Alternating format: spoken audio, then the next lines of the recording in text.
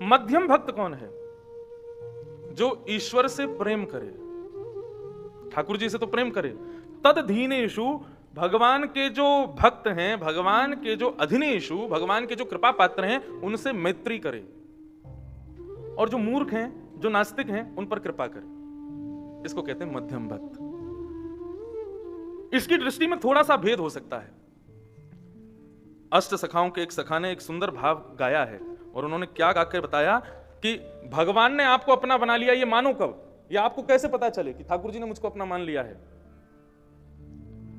गिरधर जब अपनों कर जाने, गिरधर जब अपनों कर जाने, सुनिएगा, गिरधर जब अपनों कर जाने, गिरधर जब अपनों कर जाने, गिरधर जब अपनों कर जाने, गिरधर जब अपनों कर जाने।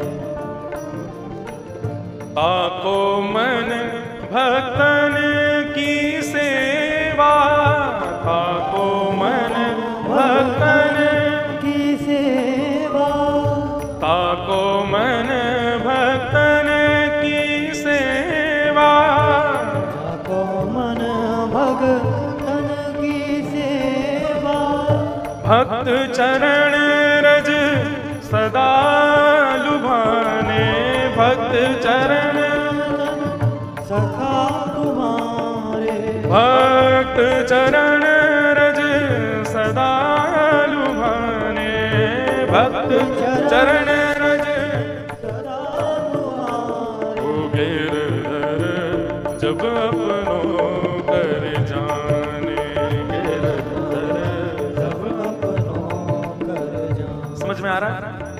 ठाकुर जी ने आपको, आप ठाकुर जी को अपना मान लो, कोई बड़ी बात नहीं है, सब मानते हैं उनको अपना। एक नास्तिक व्यक्ति भी जब गिर जाता है ना, तो ओ माय गॉड बोल ही देता है, हे भगवान बोल ही देता है। सब मानते हैं भगवान को अपना, लेकिन ठाकुर जी ने आपको अपना माना, ये आपको कैसे पता चले? बोले ऐसे व्यक्ति जो जिनको ठाकुर जी अपनाते हैं, उनका हृदय कैसा हो जाता है? बोले ताको मन भक्तन की सेवा।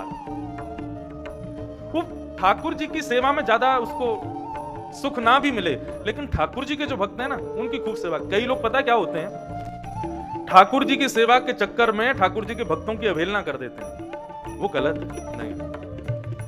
ठाकुर जी की सेवा आप क्या करोगे? उनकी तो नित्य सेवा वैकुंठ में होती है, 33 कोटि देवता सेवा करते हैं। यहां तो वो कृपा करके हमारे पास आए हैं, लेकिन ठाकुर जी की सेवा के चक्कर में जो ठाकुर जी के भक्तों की अवहेलना करते हैं, ठाकुर जी को बहुत बुरा लगता है। बोले मेरे भक्तों की अवहेलना नहीं, ताको मन भक्तन की सेवा। जैसे किसी भक्त को देख ले, जैसे किसी वैष्णव को देख ले, तो उस वैष्णव को ही राधा रमण जी का प्रियतम मान करके उसके चरणों में प्रणाम करे। ताको मन भक्तन की सेवा, भक्त चरण रज सदा लुभाने। अच्छा एक बात, ठाकुर जी की सेवा भक्त केवल मैं, आप, हम सब वैष्णव हैं ऐसा नहीं है। हमारे लाल जी का दर्शन हुआ आपको, तो ठाकुर जी के वैष्णव भक्तों में एक वैष्णव, ये पीछे थर्माकोल का बना मंदिर भी वैष्णव है। ये जय विजय पार्षद जो एक पोस्टर के रूप में खड़े हैं, ये भी वैष्णव हैं। हमारे ठाकुर जी जिस सिंहासन पर बैठते हैं, उसको भी प्रणाम करते हैं। ठाकुर जी के अगल बगल में जो मसनद रहती है, उनको भी प्रणाम करते हैं। ठाकुर जी जिस झारी जी से जल पीते हैं, वो झारी जी, उनको भी झारी नहीं झारी जी, बंटा नहीं बंटा जी, गादी नहीं गादी जी। ये पुष्टि मार्ग की वैष्णव परंपरा में सबको जी कह करके बोलते हैं। जी का भाव क्या है? बोले सब वैष्णव हैं, ये इनके अंदर कोई ना कोई तत्व तो है ना। ऐसा बताते हैं ना कि हर जगह कुछ ना छोटे छोटे कीटाणु भी रहते हैं, तो उनमें भी जीव तो हैं। वो जीव भी ठाकुर जी की सेवा में लगे हैं, तो वो भी वैष्णव ही हैं एक प्रकार से। गोवर्धन में श्रीमद वल्लभाचार्य जी महाराज जब गिरिराज जी की सेवा में थे, ध्यान से सुनना, एक दिन राजभोग आरती करने के बाद में श्रीनाथ जी की, श्रीमद वल्लभाचार्य जी महाराज अपनी गादी जी पर बैठे थे, भजन कर रहे थे, राजभोग आरोगने की तैयारी में थे। इतने में ही 4 वैष्णव आए और रोने लगे, और रोते हुए हाथ जोड़ करके प्रार्थना करने लगे। बोले कि हे गुसाई जी, आप हमको कभी लाल जी की सेवा से दूर मत करना, आप हमको दूर मत करो, आप हमें ठाकुर जी की सेवा से दूर मत करो, हम आपसे प्रार्थना कर रहे हैं। और ऐसा कहते कहते रोते रोते वल्लभाचार्य जी कह रहे क्या हो गया, तुम रो क्यों? अरे किसने दूर किया तुमको? ऐसा कहते कहते कहते बस वो चारों अंतर ध्यान हो गए। वल्लभाचार्य जी महाराज ने भोजन नहीं किया, आज भोग नहीं पाया। ठाकुर जी के राजभोग के बाद पहला भोग वल्लभाचार्य जी पाते हैं। वल्लभाचार्य जी जब भोग आरोग्य लेते हैं तब उनके बाद उनके सब वैष्णव जन भोग पाते हैं। अब जब गुरु जी ने भोग नहीं पाया तो वैष्णव कैसे पावे? किसी ने नहीं पाया। 1 दिन 2 दिन 3 दिन बीत गए, वल्लभाचार्य जी ने प्रसाद नहीं पाया। एक दिन सब वैष्णव इकट्ठे हुए, सबने प्रार्थना की, बोले गुरुदेव हमसे कोई अपराध हो गया है, आप भोजन स्वीकार नहीं कर रहे हैं, क्या बात है, आप ऐसा क्यों कर रहे हैं? तब वल्लभाचार्य जी ने बताया, बोले परसों 4 वैष्णव आए थे और आकर के रोने लगे कि हमें ठाकुर जी की सेवा से दूर मत करो, हमें ठाकुर जी से विलग मत करो, और ऐसा कहते कहते कहते चारों अंतर ध्यान हो गए। तब सबने पूछा तो फिर वो चारों कौन थे? बोले ठाकुर जी की रसोई घर में चावल धोए जा रहे थे और धो करके उनका माण दूर किया जा रहा था, तो माण दूर करते समय चावल के 4 दाने नाली में बह गए और उन चारों को ठाकुर जी के भोग में पहुंचने का अधिकार प्राप्त नहीं हुआ, उन्हें सौभाग्य प्राप्त नहीं हुआ। तो चारों ही मूर्त रूप बना करके मेरे सामने आए और रुदन करने लगे। इसलिए 4 दिन तक मैंने कोई अन्न नहीं पाया। हमारी वजह से, हमारी गलती की वजह से वो 4 चावल के दाने ठाकुर जी की सेवा से विमुख हो गए। हमें क्या अधिकार उनको दूर करने का? ये पृथ्वी महाराज के चरित्र में आता है, पृथ्वी अन्न, पृथ्वी फल, पृथ्वी वेजिटेबल्स वगैरह ये हमारे लिए थोड़ी प्रकट करती है। जब इस पृथ्वी पर एक बैन नाम के राजा हुए, उनका नाम बैन था और उन्होंने सच में बैन ही लगा दिया था सब पे। वो क्या करते थे, यज्ञ आदि कुछ भी होने नहीं देते थे, मंदिर सब बंद करवा दिए थे, बोले सब मेरा करूं, मैं भगवान हूं, बैन राजा।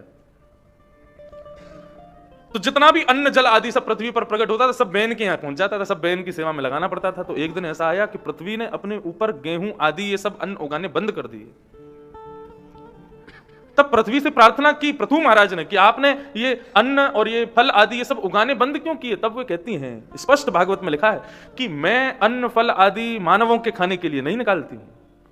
ये अन्न जल आदि ये जितने भी सब मेरे ऊपर प्रकट होते हैं, ये सब मैं ठाकुर जी की सेवा के लिए प्रकट करती हूं। और यदि कोई व्यक्ति उनको ठाकुर जी की सेवा में ना पहुंचा करके केवल स्वयं भक्षण करता है, मुझे बहुत कष्ट होता है।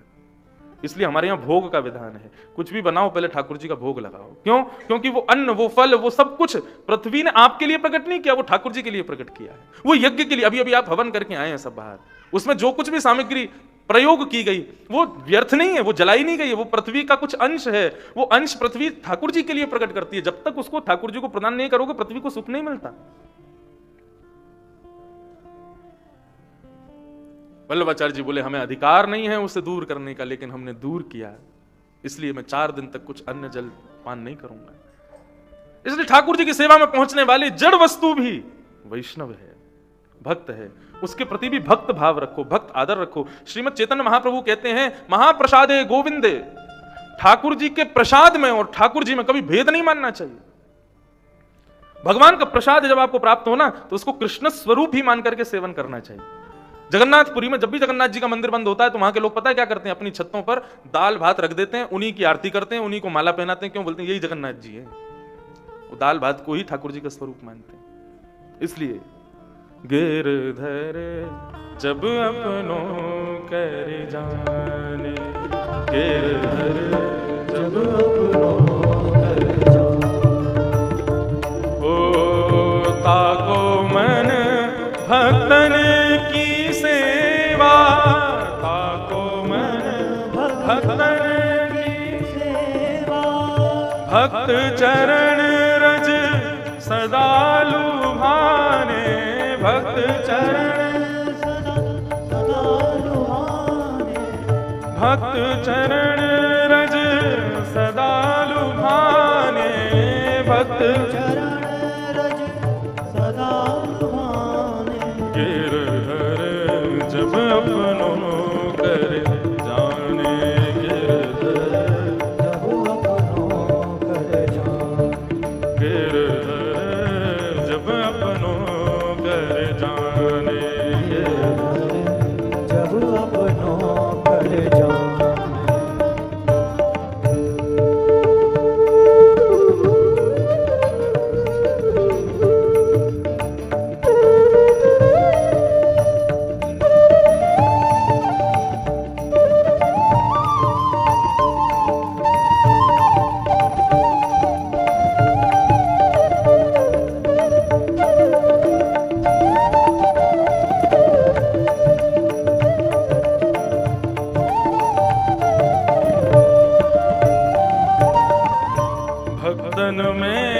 मति भक्तन में गति, भक्तन में मति भक्तन में गति, भक्तन में मति भक्तन में गति, भक्तन में मति भक्तन में गति, हरिजन संगे हरि उर आने,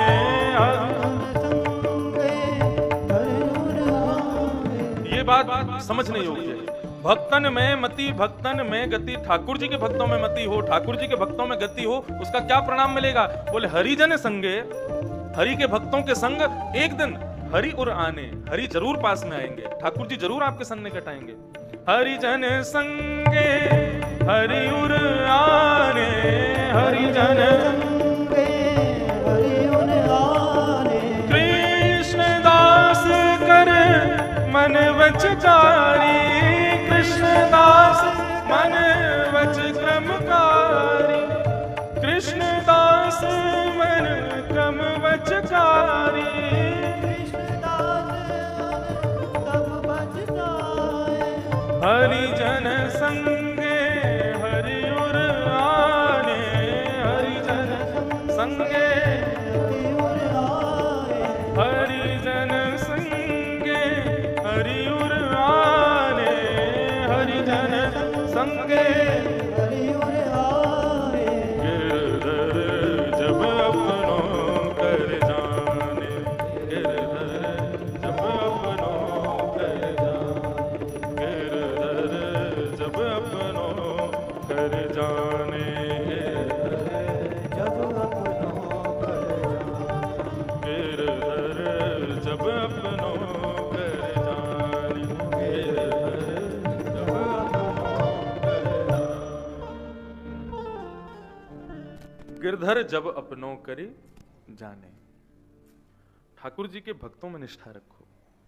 ये जो अष्ट सखाओं के पद में गाता हूं, उस पद का गायन करने का जो सबसे पहले प्रेरणा प्राप्त हुई वो नाना जी से मिली, और नाना जी ने सबसे पहले यही पद सुनाया कि ठाकुर जी अपना कब बनाते हैं? जब ठाकुर जी के भक्तों को हम अपना बना लें, ठाकुर जी तब अपना बनाते हैं। इसलिए मैं नित्य इन भक्तों के पद जरूर गाता हूं। आप लोग तो सब शुद्धि श्रोता हैं, कई जगह तो कई बार ऐसी कथाओं में भी जाना पड़ता है कि वहां पे वो पद सुनने के रुचिकारी नहीं होते, वो पट पट लिख लिख के और भेजते हैं, उसमें महाराज जी को चटकीला सा भजन गा दीजिए, हमारे परिवार की माताओं को नृत्य करना है। तो मैं कह देता हूं तो भजन संध्या करवा लेते, कथा क्यों करवा रहे हो? कथा का मतलब मनोरंजन नहीं, मन का मंथन, वो कथा है। कथा का उल्टा होता है थाक, जो हमारे मानसिक थकावट को दूर करे उसका नाम है कथा। मन की थाक को दूर कर दे, अत्यंत रिलैक्सेशन मिल जाए जिससे, उसको कहते हैं कथा। और जिससे कुछ टेंस्ड हो जाओ, नाच नाच के हाँफने लग जाओ, वो कथा का बात की। तो ये मध्यम श्रेणी के जो भक्त हैं उनके लक्षण बताए गए। क्या है उनके लक्षण? बोले ईश्वरे तदधीनेषु बालिशेषु द्विस्तस्तु च प्रेम मैत्री कृपापेक्षा या करोति ससमम। भगवान से प्रेम करे, अधीनेषु भगवान के भक्तों में प्रेम रखे, भगवान में प्रेम रखे, भगवान के अधीनेषु भगवान के भक्तों से मित्रता करे, और जो भगवान को नहीं जानते हैं, जो नास्तिक प्रवृत्ति के हैं, जो थोड़े से अलग प्रवृत्ति के हैं, उन पर कृपा करे। ये मध्यम श्रेणी के भक्त हैं। और साधारण श्रेणी के भक्त कौन से होते हैं? तो आचार्या में हरे पूजाम यह श्रद्धये हते न तद्भक्तेषु शान्येषु स भक्तः प्रकृत स्मृतः।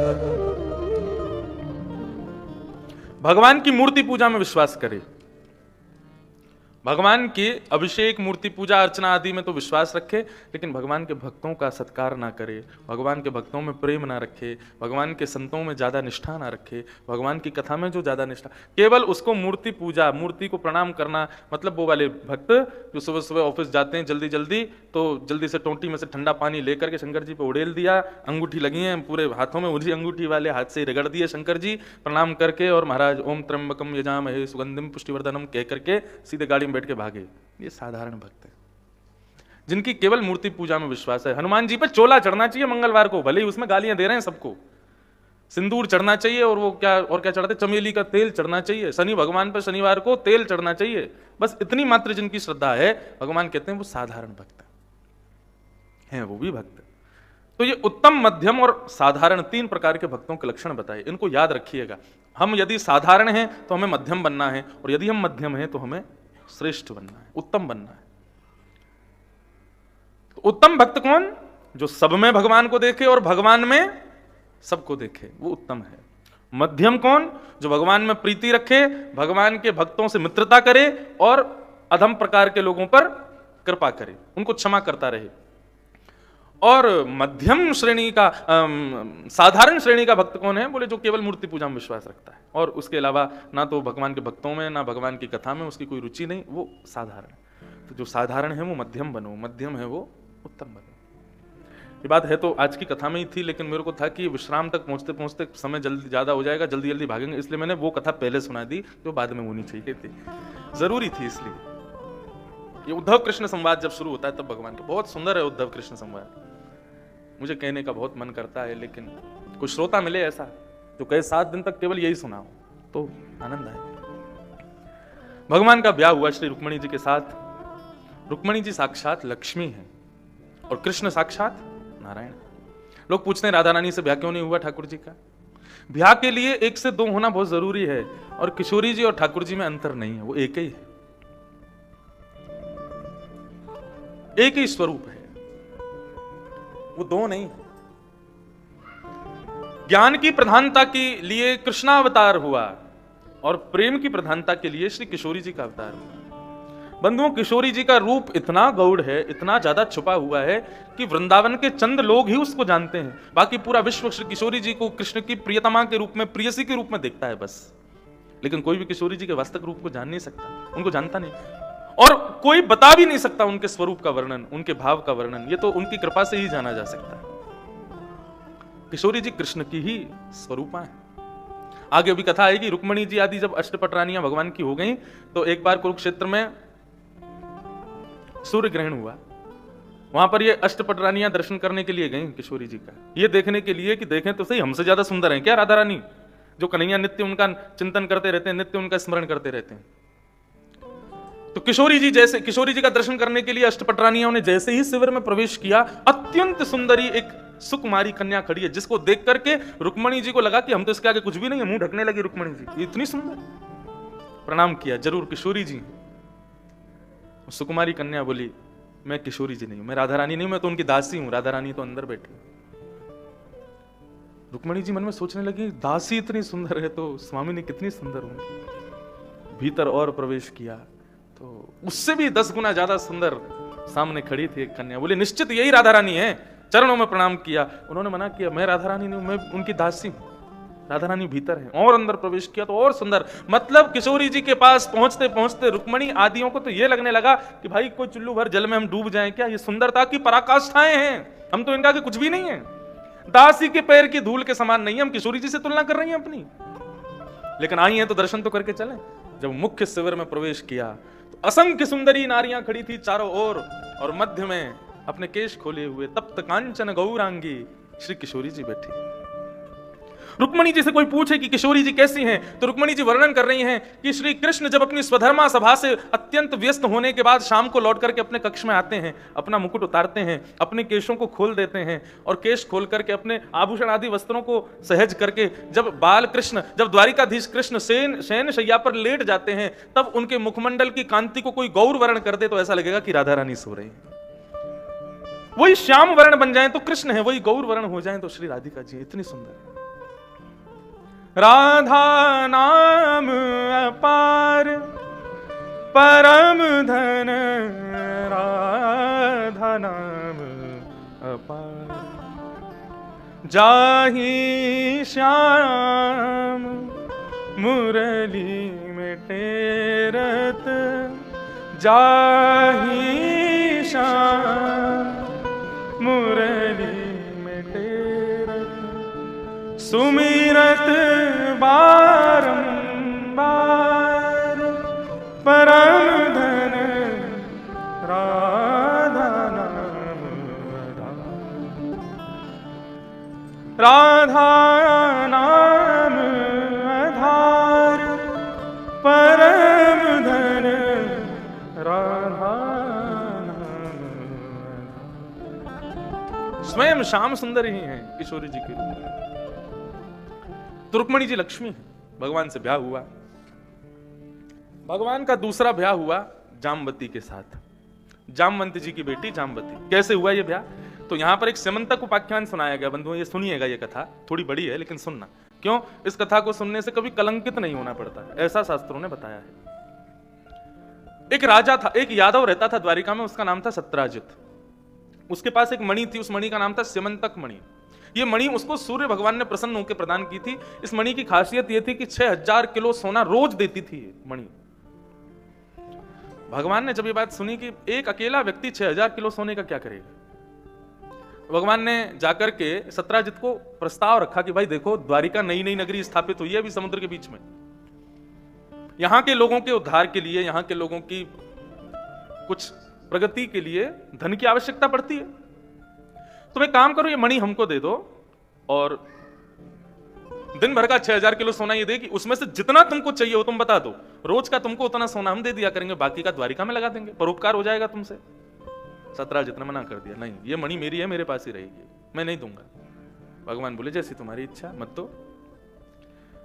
दूसरे दिन सत्राजित का भाई प्रसेन एक दिन उस मणि को पहन करके घूमता हुआ पूरी द्वारिका में दिखा रहा था, देखो मेरे पास कैसी मणि है। भ्रमण करता करता वन में गया तो एक शेर ने उसको मार करके मणि उससे छीन ली। शेर आगे गया तो एक भालू ने शेर को मार दिया, मणि भालू से, शेर से छीन के भालू चला गया। भालू कोई और नहीं, जामवंत जी थे। भगवान पर कलंक लग गया द्वारिका में। क्यों? सत्राजित ने कहा कि मेरे भाई प्रसेन मणि पहन के घूमने गए थे और भगवान ने उनको पकड़ करके मणि को चुरा लिया है और मेरे भाई को बंदी बना लिया है, वो मिल नहीं रहा, 4 दिन हो गए। भगवान को जब ये बात पता चली, पूरी द्वारिका नगरी भगवान पर कलंक लगाने लगी। भगवान अपनी सेना लेकर के वन में गए, प्रसेन मिल गया लेकिन प्रसेन के पास मणि नहीं थी। वहीं शेर के पैर के चिन्ह थे, भगवान उसके पीछे पीछे गए तो आगे शेर मरा पड़ा था लेकिन उसके पास भी मणि नहीं थी। वहीं रीछ के पैर के निशान, उसके पीछे पीछे भगवान गए तो एक गुफा में भगवान प्रवेश कर गए। अंदर एक दिव्य प्रकाश दिखा उस मणि का। मणि को ठाकुर जी ने उठाया तो महाराज एक भालू आया अंदर से और उसने आकर के भगवान पर आक्रमण किया। 18 दिन तक भगवान का युद्ध चला उसके साथ। 18 दिन बाद जब उसकी नस नस ढीली हो गई तब भगवान के चरणों में प्रणाम किया, मुझे क्षमा कर दो प्रभु, मैं जामवंत हूं। जैसे ही सुना ये जामवंत जी हैं, द्वारिकाधीश बोले अरे जामवंत जी आप? तुरंत अपने हृदय से लगाया। जामवंत जी की आयु बड़ी लंबी है। जब भगवान बराह बन के आए सतयुग में तब जामवंत जी ने इनकी परिक्रमा की।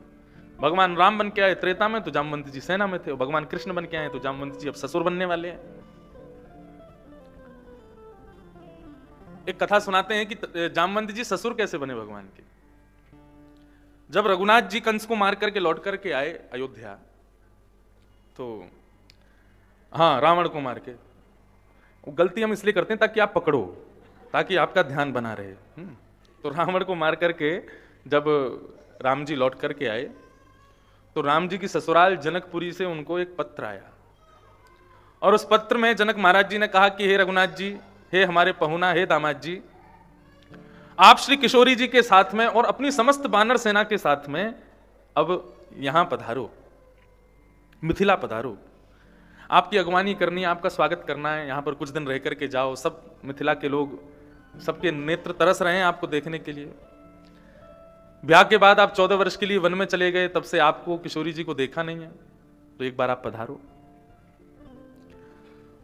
तो राम जी अपनी सभा में बैठे थे, सारी बानर सेना बैठी थी, जामवंत जी आदि सब बैठे थे। जैसे ही जनक जी का पत्र आया तो राम जी ने जामवंत जी से कहा पत्र पढ़ के सुनाओ। तो जामवंत जी ने पत्र पढ़ा कि महाराज, जनक जी महाराज ने पत्र में लिखा है कि आप किशोरी जी और लखनलाल जी, हनुमान जी, भरत जी, शत्रुघ्न जी सबके साथ में और सारी बानर सेना के साथ में मिथिला चलें, वहां पर आपकी अगवानी करने के लिए बुला रहे हैं। 3-4 दिन का एक टूर बना लीजिए, बुला रहे हैं आपके ससुर जी।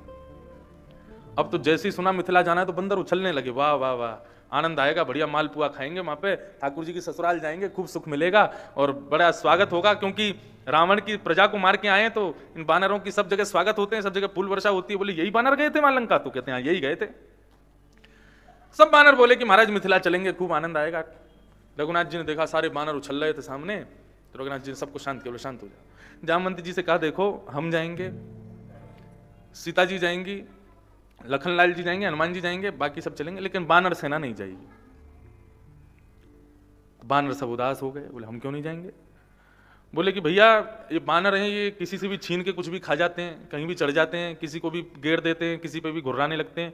अब ससुराल में तो भाई अपना थोड़ा मर्यादा है ना, ससुराल में तो थोड़ी अपनी रूप के साथ में जाया जाता है, और ये बानर वहां पे जाके हमारी हंसी उड़वाएंगे, तो इसलिए ये लोग मर्यादित रहते नहीं है, इसलिए इनको नहीं लेके जाएंगे, कुछ वरिष्ठ लोग जाएंगे बस। तो बानर रोने लगे, हाँ मरना था तो रावण की वहां पे मरवाने तो ले गए हमको, और यहाँ दावत मिलने वाली है तो यहाँ नहीं लेके जाएंगे, हम तो मरने के लिए बने बस। सब रोते रोते जामवंत जी के पास गए, बोले आप कहो, आप राम जी से कहो हम भी चलेंगे, हमको जाना है, हम लोग बिल्कुल सीधे साधे बन के जाएंगे, कुछ नहीं करेंगे। तो जामवंत जी बोले ठीक है मैं बात करता हूं। तो रघुनाथ जी से कहा प्रभु इनको ले चलो, सब कह रहे हैं। भगवान बोले नहीं भाई, ससुराल में हमारी नाक कट जाएगी। जामवंत जी बोले मैं जिम्मेवारी लेता हूं इन सब की, ये कुछ नहीं करेंगे, और मैं इन सबको कहता हूं भाई ये मेरे को देखते रहेंगे, जो जो मैं करूंगा ये केवल वही करेंगे। सबको मंजूर है? सारे बानर बोले हाँ हाँ मंजूर है बिल्कुल हमको। तो जामवंत जी ने एक ट्रेलर भी दिखा दिया, जामवंत जी इधर देखें तो सारे बानर उधर देखें, जामवंत जी हाथ उठावे तो सारे बानर हाथ उठावे, जामवंत जी बैठ जाएं तो सारे बानर बैठ जाएं, जामवंत जी हाथ जोड़ लें तो सारे बानर ऐसे ही बैठ जाएं। तो बोले हम बिल्कुल ऐसे ही रहेंगे, लेकिन हमको ले चलो, हमको आपकी ससुराल जाना है। तो राम जी ने कहा ठीक है, तो जामवंत जी ध्यान रहे आपकी जिम्मेवारी, मेरी नाक कटनी नहीं चाहिए। बोले प्रभु चिंता मत करो, कुछ नहीं होगा। रघुनाथ जी ने स्वीकृति दी, सारे बानर बड़े प्रसन्न, बोले अब तो आनंद आएगा। अब महाराज मिथिला गए, 2-3 दिन का सफर पार करके मिथिला पहुंचे, तो मिथिला में क्या स्वागत हुआ, अद्भुत स्वागत।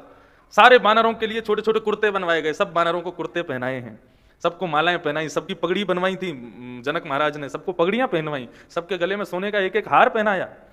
ऐसा अद्भुत स्वागत हुआ महाराज की, ना भूतो ना भविष्यति। बानर तो अत्यंत प्रसन्न, लेकिन सब बानर चल रहे हैं केवल जामवंत जी को देखते हुए कि ये जहां देखेंगे जो करेंगे वही करना है हमको। कोई कुछ खाता हुआ भी दिखता था बानरों को तो देखते तो थे, लेकिन फिर नजर हटा लेते थे, क्योंकि कोई खाता हुआ दिख जाए बानरों को तो उनको तुरंत झपटते हैं उसको, लेकिन बिल्कुल सीधे साधे। इतनी प्रशंसा हुई मिथिला में, बोले भैया ऐसे बानर हमने नहीं देखे जैसे रघुनाथ जी के साथ आए। तो ऐसी बड़ी सभागृह था जनक जी महाराज का, तो जनक जी ने सबके भोजन की व्यवस्था रखी। तो मंच के ऊपर तो सारे वरिष्ठ लोग, रघुनाथ जी और उनके चारों भैया, हनुमान जी और वरिष्ठ, सबकी मंच पे व्यवस्था, और बानरों के लिए नीचे बढ़िया सबके आगे छोटी छोटी चौकियां रखी गई, चांदी की थाल रखे गए, सारे बानर बैठे, एक आध बानर नहीं थे, असंख्य बानर थे। और सारे बानरों के मुखिया बीच में बैठे नीचे, कौन? श्री जामवंत जी। अब परोसवाई जैसे शुरू हुई, एक एक सामग्री आवे, बानर लेकिन सामग्री को नहीं देखें, जामवंत जी को देखें, बोले ये जो करेंगे वही करना है, और इच्छा तो होवे देखने की, लेकिन फिर उन्हीं को ही देखें कि ये जो करना है, ये जो खाएंगे, जैसे करेंगे वैसे ही करना है। सारी सामग्रियां आ गई, तो उसमें आम आया, जामवंत जी ने सबसे पहले आम उठाया, जैसे जामवंत जी ने आम उठाया, सारे बानरों ने आम उठाया। जामवंत जी घुमा रहे कि देख रहे हैं, तो सारे बानर भी घुमा घुमा के देख रहे हैं। जामवंत जी ने उसको पकड़ करके जोर से जैसे ही भींचा तो उसकी गुठली निकल गई। अब जैसे ही गुठली निकली तो जामवंत जी बोले रावण का भी मुख पकड़ लूं तो मेरे हाथ से निकल के भग नहीं सकता, छोटी सी गुठली की इतनी मजाल, मेरे हाथ से निकल के भग गई। जैसे ही गुठली निकल के भगी तो जामवंत जी ने गुठली के ऊपर महाराज क्रोश करके उसको उछल करके पकड़ने की कोशिश की। तो जामवंत जी जैसे ही उछले तो सारे बानर उछले, आप तो एक दूसरे की थाली में कूदे, यहां से वहां किसी की कड़ी उड़ामे, किसी की रोटी उड़ामे, सब्जियां उड़ा उड़ा के पूरे सभागृह में सब्जी खीर दही सब फैला दिए, और यहां से वहां पूरी ऐसा उपद्रव मचाया बानरों ने। मंच पे बैठे रघुनाथ जी मुंह पकड़ के बैठे, जिसका डर था वही हो गया। लेकिन उस स्वरूप को जब जामवंत जी देखे तो जामवंत जी ठाकुर जी को देख के क्षमा करने लगे, प्रभु क्षमा कर दो। रघुनाथ जी बोले कोई बात नहीं, अब हो तो गया ही है। लेकिन ये देख करके श्री जनक जी महाराज बड़े प्रसन्न हो रहे थे, उनको बड़ी हंसी आ रही थी, बड़े खुश थे, लेकिन उनको लगा कि शायद रघुनाथ जी को कुछ गलत लगा है, उनको शायद अपना अपमान बोध हो रहा है। तो जनक जी उठ करके आए और रघुनाथ जी को अपने हृदय से लगा लिया, बोले मैं बहुत प्रसन्न हूं आज। तो जब रघुनाथ जी जनक जी को अपने हृदय से लगा रहे थे तो जामवंत जी नीचे खड़े खड़े देख करके मनी मन रुदन कर रहे थे कि ठाकुर जी मुझे इस प्रकार कब गले लगाएंगे, मुझे ये अधिकार कब प्राप्त होगा कि मैं भी जनक महाराज की तरह वात्सल्य बरसाते हुए रघुनाथ जी को अपने हृदय से लगाऊं। आज अपराध मुझसे बहुत बड़ा हुआ है। तब रघुनाथ जी ने जनक जी के मन के भाव को समझ लिया, उठ करके श्री जामवंत जी के भाव को समझ लिया, जामवंत जी के पास गए और जाकर के बोले चिंता नहीं करो, जैसा सुख जनक जी को मिल रहा है ना वैसा सुख आपको मिलेगा, द्वापर में मिलेगा, मेरा वचन है आपको। आज जब द्वारिकाधीश मिल गए श्री जामवंत जी को, जामवंत जी को वो ठाकुर जी का वचन याद आ गया। प्रभु आप कैसे पधारे मेरी कुटिया पे? ठाकुर जी बोले ये मणि लेने के लिए आए हैं, इस मणि की वजह से हम पे कलंक लग गया है। तो जामवंत जी बोले अरे वाह बढ़िया है, ब्याह भी हो जाएगा बेटी का, दहेज में मणि भी दे देंगे। अपनी बेटी छोटी सी जामवती को लेकर के आए और अपनी बेटी का हाथ श्री ठाकुर जी के हाथ में रख दिया और दूसरे हाथ में मणि दे दी। बोले लिए प्रभु अब मेरी बेटी को स्वीकार करो। तब ठाकुर जी ने जामवती जी को स्वीकार किया और श्री जामवंत जी को अपने हृदय से लगाया। तो इस प्रकार भगवान का दूसरा ब्याह हुआ। लौट करके भगवान आए तो भगवान ने सबको मणि दिखा दी। जामवती जी ने गवाही दी कि ये मणि ठाकुर जी ने नहीं रखी थी, मेरे पिताजी के पास कैसे कैसे पहुंची सब बता दिया। तो द्वारिका के लोग सत्राजित पर अब कलंक उछालने लगे। बोले इसने हमारे भगवान को कलंकित किया। तो सत्राजित ने द्वारिका के लोगों के कलंक से बचने के लिए मन में विचार किया, मैं भी अपनी बेटी का ब्याह ठाकुर जी से कर देता हूं। सत्राजित की बेटी का नाम था सत्यभामा। सत्राजित ने अपनी बेटी सत्यभामा का ब्याह भगवान के साथ में सुनिश्चित किया। सत्यभामा की पहले सगाई हो चुकी थी सतधनवा नाम के व्यक्ति से। सतधनवा ने मन में सोचा ब्याह तो मेरा हुआ नहीं, कम से कम मणि को मैं रख लूं अपने पास। उसने जाकर के सत्यभामा के पिताजी सतधनवा को सत्राजित को रात्रि में मार दिया और उनकी मणि चुरा करके सतधनवा भाग गया। भगवान पांडवों की सभा में बैठे थे, इतने में ही रोती हुई सत्यभामा पहुंची और भगवान से जाकर के कहने लगी, प्रभु मेरे पिताजी को सतधनवा ने मार दिया।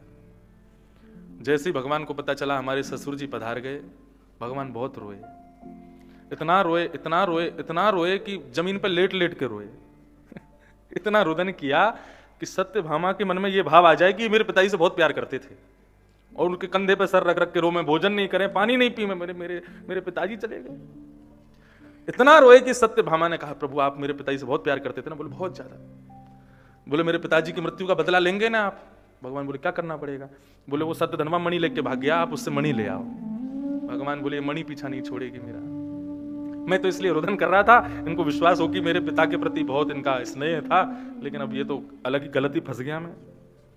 जाओ मणि लेकर के आओ। सतधनवा लेके भाग गया है। भगवान सतधनवा के पीछे दौड़े। सतधनवा जंगल में प्रवेश कर गया, बलराम जी साथ में थे।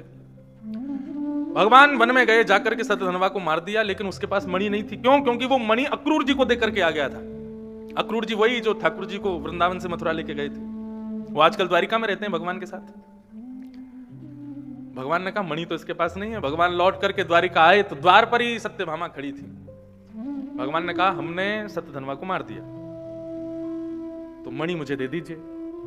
भगवान बोले मणि तो उसके पास नहीं थी। तो सत्यभामा के मन में यह भावना उत्पन्न हुई कि इनके मणि के प्रति पहले से ही दृष्टि थी और इन्होंने सत्यधनवा को मार करके मणि को छुपा लिया है, मुझे दे नहीं रहे। भगवान अंतर्यामी, भगवान तो सब समझते हैं। भगवान कहते हैं ये संसार, ये प्रकृति का नियम है बंधुओं। इस संसार में यदि प्रेम रूपी सम्मान रूपी अमृत आपको पिलाया जा रहा है, तो एक दिन अपमान रूपी संशय रूपी विष भी पिलाया जाएगा। और इस पृथ्वी पर यदि आए हो तो आपको विष पीने के लिए तैयार रहना चाहिए। सम्मान सबको प्रिय है, मतलब अमृत सबको प्रिय है, लेकिन जो अपमान रूपी विष को पीने की क्षमता रखे, जो अमृत पिए वो देव और जो विष पिए वो महादेव, वो देवों के भी देव। इसलिए बंधुओं सम्मान की इच्छा रखो, अच्छी बात है, लेकिन यदि कभी अपमान भी सहना पड़े ना तो उसको पी जाना। यदि अपमान को सहन कर लिया तो तुम महादेव कहलाओगे, तुम देवों के देव कहलाओगे। आज भगवान का अपमान हो रहा है द्वारिका में, स्वयं की पत्नी संशय कर रही है भगवान पे। भगवान बोले कोई बात नहीं। अब अक्रूर जी महाराज के पास वो मणि थी। अब रोज इतना सोना होता था तो अक्रूर जी क्या करते थे, ब्राह्मणों को भोजन करने बुलाते थे। सोने की थाली, सोने की कटोरी, सोने की चम्मच, उसमें भोजन कराते और फिर ब्राह्मणों से कहते थाली कटोरी चम्मच अपने संगी ले जाओ। इतनी दक्षिणा। भगवान को जब ये बात पता चली तो भगवान समझ गए ये तो मणि का कमाल है। भगवान ने अक्रूर जी से कहा कि मुझे मणि नहीं चाहिए, आप अपने पास रखो। लेकिन द्वारिका में कई लोगों को संशय है कि मेरे पास मणि है, सबको बता दो कि मणि किसके पास है। तब अक्रूर जी ने स्वीकार किया कि मणि मेरे पास है। तब सत्यभामा आदि सब ने भगवान से क्षमा मांगी। भगवान बोले क्षमा मांगने की जरूरत नहीं है, ये पृथ्वी है और पृथ्वी का ये नियम है। यहां पर एक ना एक दिन सम्मानित व्यक्ति को भी अपमानित होना पड़ता है, उसको तैयार रहना चाहिए। चींटी ऊंचाई पर इसीलिए चढ़ती है क्योंकि एक दिन गिरेगी नीचे। अपनी चढ़ाई मत रोको। तो इस प्रकार से ये समंतक उपाख्यान चलता रहा। भगवान के 3 ब्याह इस समंतक उपाख्यान में ही हो गए, रुक्मणी, जाम्बती, सत्यभामा। एक दिन भगवान अर्जुन के साथ में वन में विचरण कर रहे थे, तो एक शिला के ऊपर अत्यंत सुंदरी सांवली सी एक कन्या बैठी थी, बहुत सुंदर, और बैठ करके तपस्या कर रही थी। अर्जुन ने जैसी उसकी सुंदरता को देखा तो अर्जुन का मन आ गया। अर्जुन भगवान से बोला, प्रभु ये कितनी सुंदरी है, देखो कोई तपस्विनी बैठी है, रंग भली सांवला है, आपके जैसा रंग है, लेकिन कितनी सुंदरी है, मेरी तो इच्छा हो रही है इससे पानी ग्रहण कर लूं। भगवान बोले, तो फिर देरी क्यों कर रहे हो, जाओ जाकर के पानी ग्रहण करो। अर्जुन बोला, ठीक है जाता हूं। अब अर्जुन अपना सज धज के बिल्कुल उसके पास गया, तपस्विनी बैठी थी, साम वर्ण था उसका, परम सुंदरी। जाकर के अर्जुन बैठ गए पास में और कहा, हे सुंदरी, किसकी प्राप्ति के लिए तपस्या कर रही हो? कमल नेत्र, जैसे ही नेत्र खोले अर्जुन देखता रह गया, इतनी सुंदरी। और सीधे नेत्र खोल करके अर्जुन की ओर देखते हुए कहा, अर्जुन। अर्जुन बोले, तुम मेरा नाम जानती हो? बोले, हाँ मैं सब जानती हूं। किसके लिए तपस्या कर रही हो, क्या चाहिए तुमको? बोले, गौ ब्राह्मण प्रतिपालक राजाधिराज महाराज द्वारिकाधीश को अपना पति रूप में वर्ण करना चाहती हूं, उनके लिए तपस्या कर रही हूं। अर्जुन का मुंह उतर गया, भगवान के पास गया, बोले कि सबको आप ही चाहिए, जाओ, ये आपकी प्रतीक्षा में बैठी है। भगवान बोले, अर्जुन तुम समझे नहीं, वो कौन है? अर्जुन बोले, कौन है? बोले, साक्षात यमुना है, कालिंदी है। जब अर्जुन को पता चला यमुना है तो प्रणाम किया और यमुना जी का हाथ लाकर के श्री द्वारिकाधीश के हाथ में सौंप दिया और भगवान का चौथा ब्याह श्री महारानी यमुना जी के साथ में। जय हो। आओ यमुना जी को प्रणाम करें। एफ। मीठे रस से भरोड़ी महारानी लागे, महारानी लागे, मन प्यारो प्यारो यमुना जी को पानी लागे। मीठे रस से भरोड़ी महारानी लागे, महारानी लागे, मन प्यारो मीठो यमुना जी को पानी लागे। मीठे रस से भरोड़ी महारानी लागे, महारानी लागे, मन मीठो मीठो यमुना जी को पानी लागे।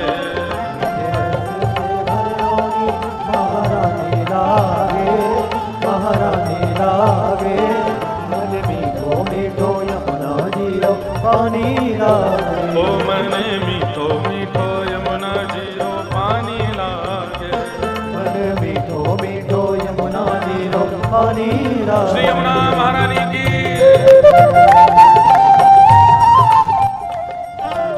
हरि बोल।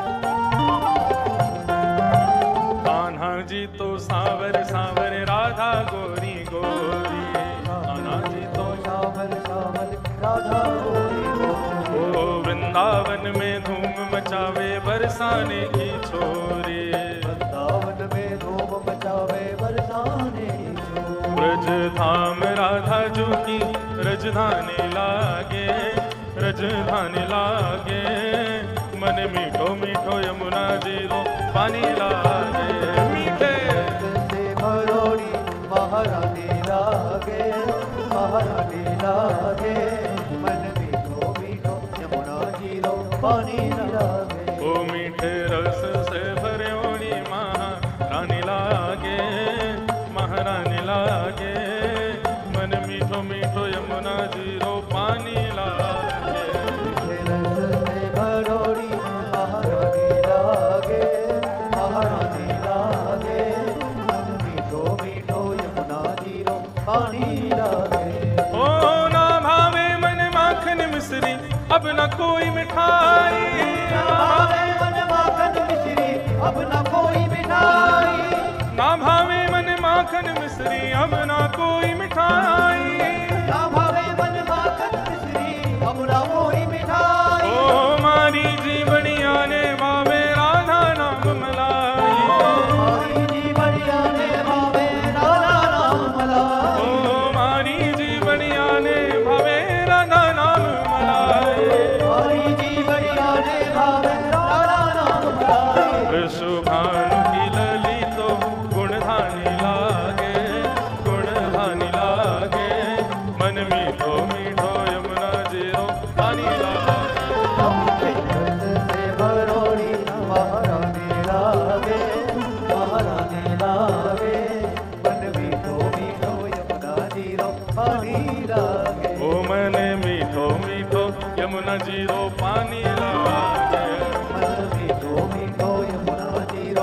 पानी लागे। जय हो।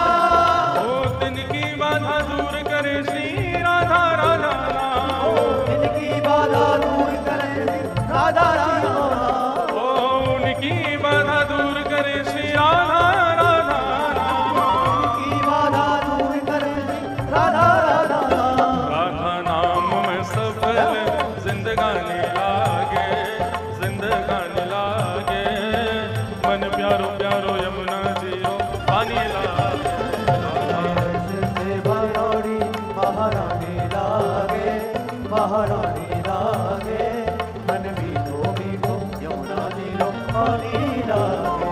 जय राधे राधे राधे राधे जय राधे राधे राधे राधे प्यारी राधे राधे राधे राधे जय राधे राधे राधे राधे जय श्यामा श्यामा श्यामा श्यामा जय श्यामा श्यामा श्यामा श्यामा जय राधे राधे राधे राधे जय राधे राधे जय राधे राधे जय राधे राधे जय राधे राधे जय राधे राधे जय राधे राधे जय राधे राधे राधे राधे मीठे रस से भरोड़ी राधानी लागे महारानी लागे मन मीठो मीठो यमुना तेरो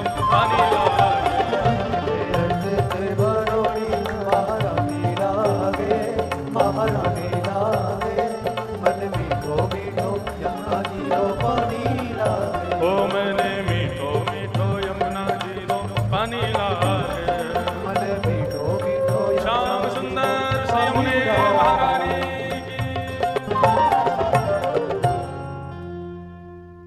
श्री यमुना महारानी।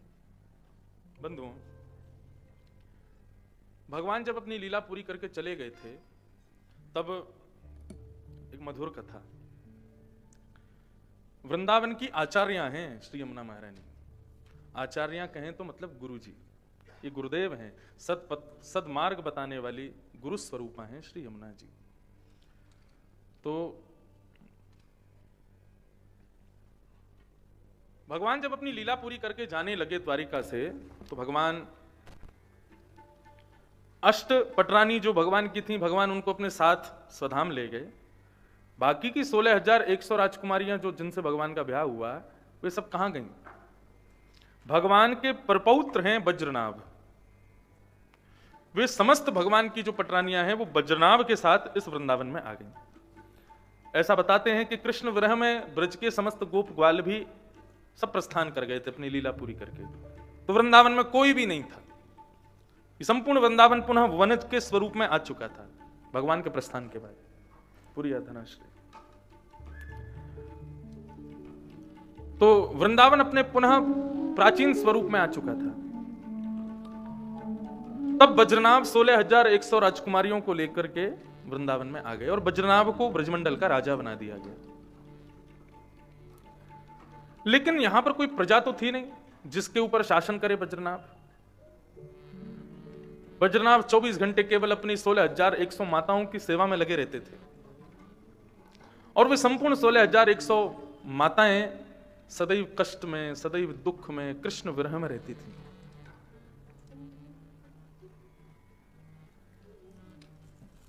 तब एक दिन पूरे वृंदावन में भ्रमण करती हुई वे माताएं यमुना के पुलिन पर पहुंची। यमुना अपने संपूर्ण प्रेम स्वरूप में प्रवाह कर रही थी।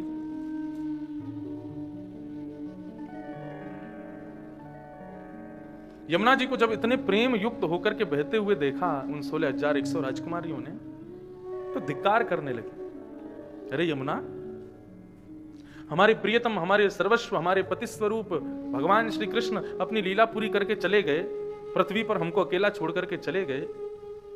हम अभी तक इतने शोक में व्याप्त हैं, अभी तक इतने कष्ट में हैं, अभी तक इतनी दुखी हैं, तू इतनी प्रसन्न होकर के बह रही है। तुझे कष्ट नहीं होता? तेरे भी तो पति थे, वे अपनी लीला पूरी करके चले गए, तुझे इस बात का जरा भी कष्ट नहीं है? इतनी प्रसन्न होकर के बह रही है। यमुना जी प्रकट हो गई और प्रकट होकर के कहने लगी कि मेरी प्रसन्नता के पीछे कारण है, यदि तुम सुनना चाहो तो मैं बताऊं। सबने कहा बताओ, तुम्हारी प्रसन्नता का कारण क्या है? तब यमुना जी कहती, आत्मा रामस्य कृष्णस्य ध्रुवमात्मास्ति राधिका तस्यादास्य प्रभावेण विरहोस्मान् संस्पृशेत्। आत्मा रामस्य कृष्णस्य ध्रुवमात्मास्ति राधिका। हमारी आत्मा कौन है? हमारी आत्मा कृष्ण है। और कृष्ण की आत्मा कौन है? कृष्ण की आत्मा श्री किशोरी जी हैं, राधिका है। कृष्ण की आत्मा श्री श्यामाजू हैं।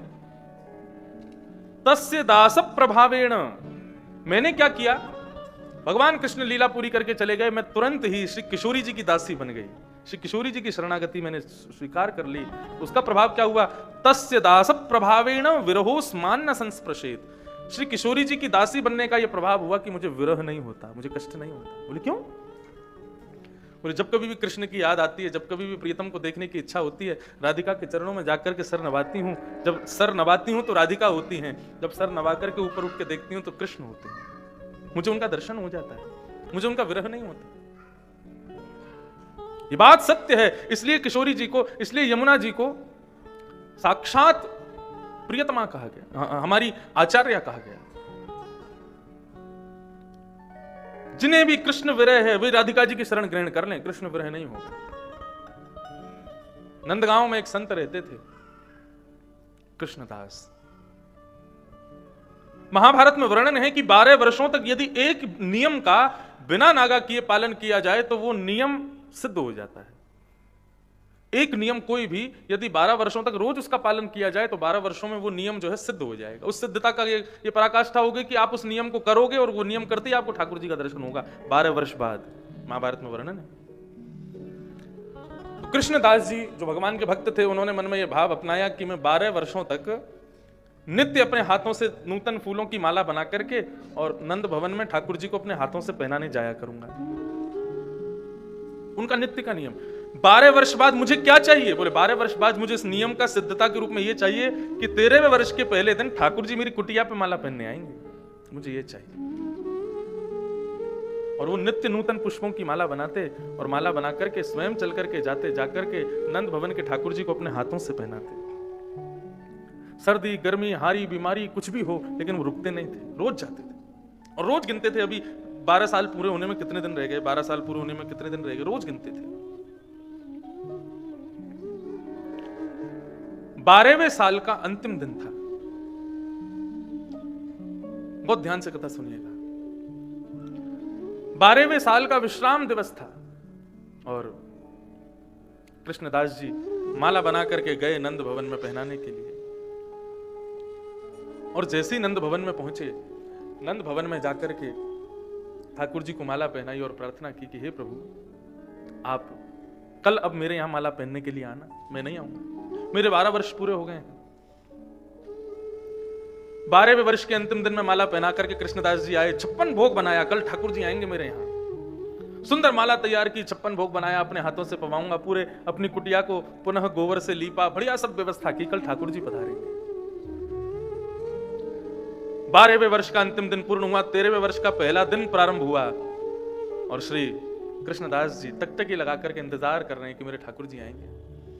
ब्रह्म मुहूर्त, रात भर सोए नहीं इंतजार में कि कल ठाकुर जी पधारेंगे।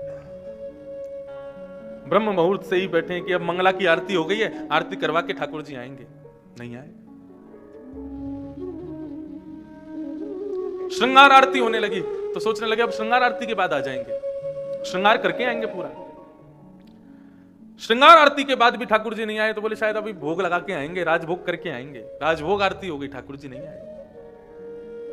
कृष्णदास जी बोले कोई बात नहीं, पूरे दिन अभी वही मंदिर में है, शाम को शायद उत्थापन में आ जाएंगे। शाम को भी नहीं आए। रात्रि व्यारू के बाद आएंगे, शायद सबसे निवृत्त होकर रात में आएंगे, लेकिन रात्रि में भी नहीं आए। शयन आरती का इंतजार करने लगे, बोले कि शायद शयन के बाद मंदिर में कपाट बंद होंगे, शायद तब आ जाएंगे ठाकुर जी, लेकिन शयन के बाद भी नहीं आए। चारों तरफ 56 भोग रखे हैं, कृष्णदास जी प्रतीक्षा कर रहे हैं ठाकुर जी आएंगे आएंगे आएंगे, नहीं आए। क्रोध में भर गए, 56 भोग की डलियाओं को फेंकने लगे दूर, क्रोध आ गया और उसी समय अपना सारा सामान इकट्ठा किया। एक पोटली में 56 भोग की सारी सामग्री ली, पोटली बना करके रखी, सारा सामान रखा और अपनी कुटिया में ताला मार करके जाने लगे। नहीं रहना आप मुझे यहां पर, ये झूठ है सब कुछ, ये सारी सेवाएं सब कुछ व्यर्थ है, कुछ इनका प्रयोजन नहीं है, अब नहीं रहूंगा यहां पर। कहां जा रहे हैं? बरसाने जा रहे हैं। बोले अब नंदगांव में नहीं रहूंगा, बरसाने में रहूंगा, किशोरी जी की शरण में रहूंगा। जैसे ही बरसाने को निकलने लगे तो नंदगांव से जैसे ही बाहर जाने लगे तो एक गायों का झुंड निकल करके रास्ता पार कर रहा था। कृष्णदास जी खड़े हो गए, इतनी गाय जा रही थी, बीच में से जा ही नहीं सकते थे। कृष्णदास जी खड़े हो गए, बोले कि अब ये गैया सब निकल जाएं तो मैं आगे जाऊं, तो मैं आगे निकलूं। लेकिन वो गायों का सैलाब 1 घंटा हो गया, खत्म ही नहीं हो रहा, निकलती जा रही निकलती जा रही। कृष्णदास जी बोले कहां से आ रही भैया इतनी गाय? तभी एक सुंदर सा ग्वाला आया, अपने कंधे पर लाठी रखे, उस पर दोनों हाथ टांगे और सिर पर स्वाफा बांधे, ऊंची धोती पहने हुए आया। बाबा आवे हो?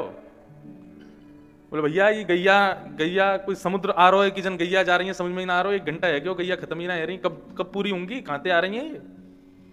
बोले अरे बाबा 1 आध गैया ना है, 1 आध हजार गैया ना है, 9 लाख गैया है, नंद भवन की गैया है। बैठे रहो, अभी तो बहुत समय लगेगा इन्हें निकलवे में।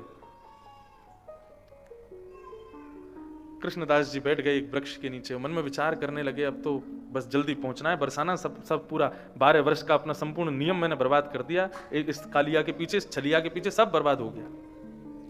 तो ग्वाला बैठ करके कहने लगा प्रभु क्या हुआ, कहां जा रहे हो, कहां भय हो? बोले 12 साल तो रोज माला पहनाई है नंदी के छोरा को कि भैया 13वें साल पहले दिन जब आवेगो तब आवेगो माला पहनवे के काजे, लेकिन ये तो झूठो है, ये तो छलिया है, ये तो कपटी है, ये तो कभी पूर्ण करे ना है ना भक्तन की इच्छा को, आयो नहीं आज भी। या हमारे मैंने तो निश्चय कर लियो नंद भवन छोड़ के अब बरसाने में जाके रहूंगा। अच्छा बाबा ठीक है चले जा, लेकिन जा मैं कैसे, तेरी गैया ने आकर के मेरा रास्ता रोक दियो है, अब भूख भी लग रही है, सुबह तक कुछ खाया ना है। तो गाला बोलो बाबा तो फिर देरी काई की, अब बैठे बैठे यहाँ खाई लो, मैं भूखा हूं, मुंह में खवा दी हूं।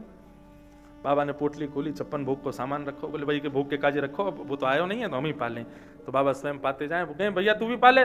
गारिया बोलो मेरे हाथ में बाबा गोबर लग रहा है, गंदे है रहे हाथ, अब जल तो है ना है, मैं तो खाना पाऊंगा, आप अपने हाथ से पवाए दो।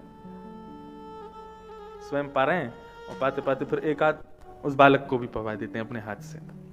बालक पा रहा है प्रेम से, संपूर्ण 56 भोग का भोग लगा लिया प्रेम से, पेट भर के जब बिल्कुल तैयार हो गए, इतने में ही गायों का वो सैलाब वहां से निकल गया।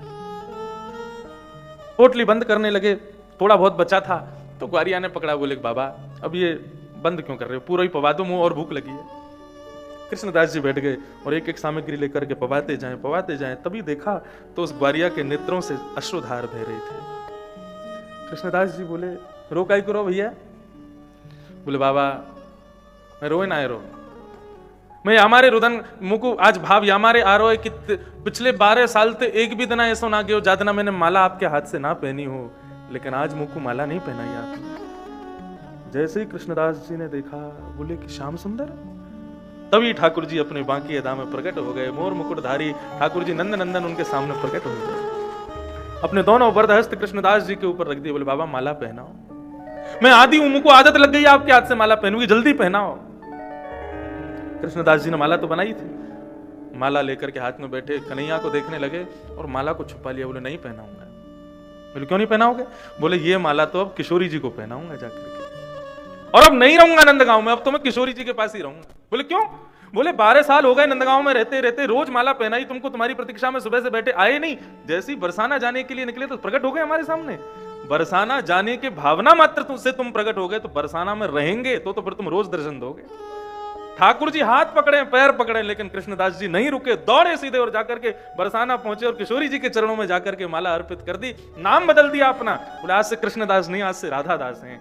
नित्य किशोरी जी का दर्शन करने जाते हैं, किशोरी जी के चरणों में जब प्रणाम करते हैं तो किशोरी जी हैं, प्रणाम करके जैसे ही उठते हैं तो सामने श्याम सुंदर खड़े होते हैं। तो श्री किशोरी जी कौन है? ये कृष्ण प्रदायिनी है। जब तक इनकी शरण में नहीं जाओगे कृष्ण की प्राप्ति नहीं होगी। ये यमुना जी स्वयं कह रही हैं, तस्य दास प्रभावेण विरहोस्मान न संस्पृशेत। जब तक किशोरी जी की शरण ग्रहण नहीं करोगे तब तक श्याम सुंदर नहीं मिलेंगे, तब तक ठाकुर जी का आविर्भाव नहीं होगा। ऐसी यमुना जी, यमुना यमदूतन तारत है भवतारत है श्री राधिका। विश्व की एकमात्र नदी है यमुना जी जिनमें स्नान का महत्व नहीं है, जिनके जलपान का महत्व नहीं है, जिनके केवल दर्शन का महत्व है। उनका दर्शन मात्र कर लिया जाए सब प्रकार के पाप नष्ट हो जाते हैं। ऐसी श्री यमुना जी को हम प्रणाम करते हैं। इस प्रकार भगवान के अष्ट विवाह हुए, ये अष्ट पटरानियां। तत्पश्चात 16,100 राजकुमारियों को बंदी बना रखा था एक भौमासुर नाम के दैत्य ने। भगवान गए और जाकर के भौमासुर का वध करके उन 16,000 राजकुमारियों को मुक्त किया। 16,000 राजकुमारियों ने भगवान को पति रूप में मांगा तो भगवान ने उनसे ब्याह किया। बंधुओं, ये अष्टपटरानियां और ये 16,000 राजकुमारियां, ये कौन है? ये कोई इंसान नहीं है जिनसे भगवान ने ब्याह किया। लोग कहते हैं ना कि भगवान ने 16,000 ब्याह किए, हम एक दो कर लें। भगवान 16,000 राजकुमारियों के संग एक साथ रहते हैं, अलग अलग रूप में रहते हैं, हम नहीं रह सकते। और ये 16,108 राजकुमारियां कोई साधारण पुरुष नहीं है, ये साक्षात भगवान की प्रकृति है। कैसे? जो अष्टपटरानी हैं ये भगवान की अष्ट प्रकृति है। कौन कौन सी? पृथ्वी, जल, तेज, वायु, आकाश। ये 5 प्रकृति बाहर की होती हैं, 4 प्रकृति मानव के अंदर होती हैं, मन, बुद्धि, चित्त और अहंकार। तो ये 9 प्रकृति में से एक तो भगवान स्वयं है, चित्त, आत्मा हमारी। तो पृथ्वी, जल, तेज, वायु, आकाश 5 प्रकृति बाहर की, 3 प्रकृति अंदर की, क्योंकि एक तो भगवान है। तो मन, बुद्धि और अहंकार, ये हो गई अष्टपटरानियां भगवान की। भगवान ने पृथ्वी से ब्याह किया। पृथ्वी को बनाया किसने? भगवान नहीं बनाया, तो भगवान की ऑलरेडी है वो। जल से यमुना जी से ब्याह किया, तेज यानी रुक्मणी से ब्याह किया। पृथ्वी, जल, तेज, वायु, आकाश, मन, बुद्धि, अहंकार, और चित्त स्वयं भगवान है। इन 8 पत्नियों से भगवान ने ब्याह किया। तो ये अष्ट प्रकृति हो गई। अब बच्चे 16,100, ये कौन है? तो भगवान की उपासना के जितने भी मंत्र हैं कर्म कांड में, नमः पंकज नाभाय, नमः पंकज मालिने, इस प्रकार के जो भी मंत्र ठाकुर जी की उपासना के लिए कर्म कांड में बताए गए हैं, ऐसे 16,100 मंत्र हैं कर्म कांड में, उनसे ठाकुर जी ने ब्याह किया। वो मंत्र ही मूर्ति रूप बना करके आए, भगवान ने उनसे ब्याह किया। भगवान ने किसी साधारण कन्या या साधारण स्त्री से ब्याह नहीं किया, अपनी ही प्रकृति और अपनी ही उपासना के मंत्रों से शादी की ठाकुर जी ने। 16,108 ब्याह हो गए। प्रणय कलह बताया गया, आगे कथा में राजा नृण की कथा बताई, नारद जी भगवान की गृहचर्या का दर्शन करते हैं, वो सब बताया गया। भगवान की नित्यचर्या, सुबह से शाम तक भगवान कैसे रहते हैं, वो भी सब कुछ बताया गया। राजसूय यज्ञ और जरासंध का वध बताया। जरासंध का वध भगवान ने भीम के द्वारा कराया। राजसूय यज्ञ में जाकर के 20,000 राजकुमारों के द्वारा भगवान ने आहुति डलवाई, राजसूय यज्ञ पूर्ण करवाया। इस प्रकार की कथाओं का वाचन करते हुए श्री शुक्राचार्य जी महाराज अब भगवान के एक मित्र की कथा बताते हैं, जिनका नाम है सुदामा। कृष्णस्यासि सखा कश्चित् ब्राह्मणो ब्रह्मवेत्तमः विरक्त इंद्रियार्थेषु प्रशांतात्मा जितेन्द्रिय। सुदामा चरित्र आप लोगों ने बहुत बार सुना है, लेकिन सुदामा जी के बारे में एक बहुत विशेष जानकारी। सुदामा जी के जो गुण हैं, उन गुणों को स्वीकार करना है। भगवान को यदि कभी अपना सखा बनाना चाहें, मित्र बनाना चाहें, तो सुदामा जी के जो गुण हैं उनको ध्यान से सुनो। कौन कौन से गुण हैं सुदामा जी में? विरक्त इंद्रिय, इंद्रियों से जो विरक्त हैं, 3 गुण बताए गए। ये 3 गुण को जो अपना ले ठाकुर जी उसको अपना सखा बना लेते हैं। तो पहला है विरक्त इंद्रिय, इंद्रियों से जो विरक्त है। मैंने 10 इंद्रियां बताई थी, कौन कौन सी होती हैं? 5 ज्ञान इंद्रिय, 5 कर्म इंद्रिय। इन 10 इंद्रियों से जो विरक्त है, इनमें जो आसक्त नहीं है, जिसके नेत्र, जिसके कान, जिसकी नासिका, जिसकी जिह्वा, जिसकी त्वचा, जिसके हाथ, जिसके पैर, सर्वांगीण इंद्रियां उसके वश में हैं। इंद्रियां कोई अपनी मनोकामना पूरी नहीं करवाती। जिसकी इंद्रियां विरक्त हैं, आसक्त नहीं है। हाथ कहें हमें ऐसा स्पर्श चाहिए, पैर कहें हमें ऐसी पादुकाएं चाहिए, नेत्र कहें हमें ऐसा दर्शन चाहिए, कान कहें हमें ऐसा स्वर चाहिए, जीभ कहें हमें ऐसा स्वाद चाहिए, ऐसे व्यक्ति को ठाकुर जी अपना सखा नहीं बनाते। भगवान कहेंगे कल को हमने इसको सखा बना दिया, ये कहेगा राज कचौड़ी खानी है, तो कैसे लाएंगे फिर इसके लिए? इसलिए हमें विरक्त इंद्रियार्थेषु, इंद्रियों से विरक्त व्यक्ति को भगवान ठाकुर जी सखा बनाते हैं। प्रशांत आत्मा, शांत नहीं, पहला गुण तो हो गया इंद्रियों से विरक्त, और दूसरा गुण है प्रशांत। प्रशांत का मतलब एक तो होता है शांत और एक होता है प्रशांत। शांत मतलब कम बोले, शांत रहे। प्रशांत का मतलब अत्यंत शांत, बहुत ही कम बोले। ठाकुर जी कहते हैं वो मेरा मित्र बनने योग्य होता है। ज्यादा बोलने वाला व्यक्ति ठाकुर जी उसको मित्र नहीं बनाते।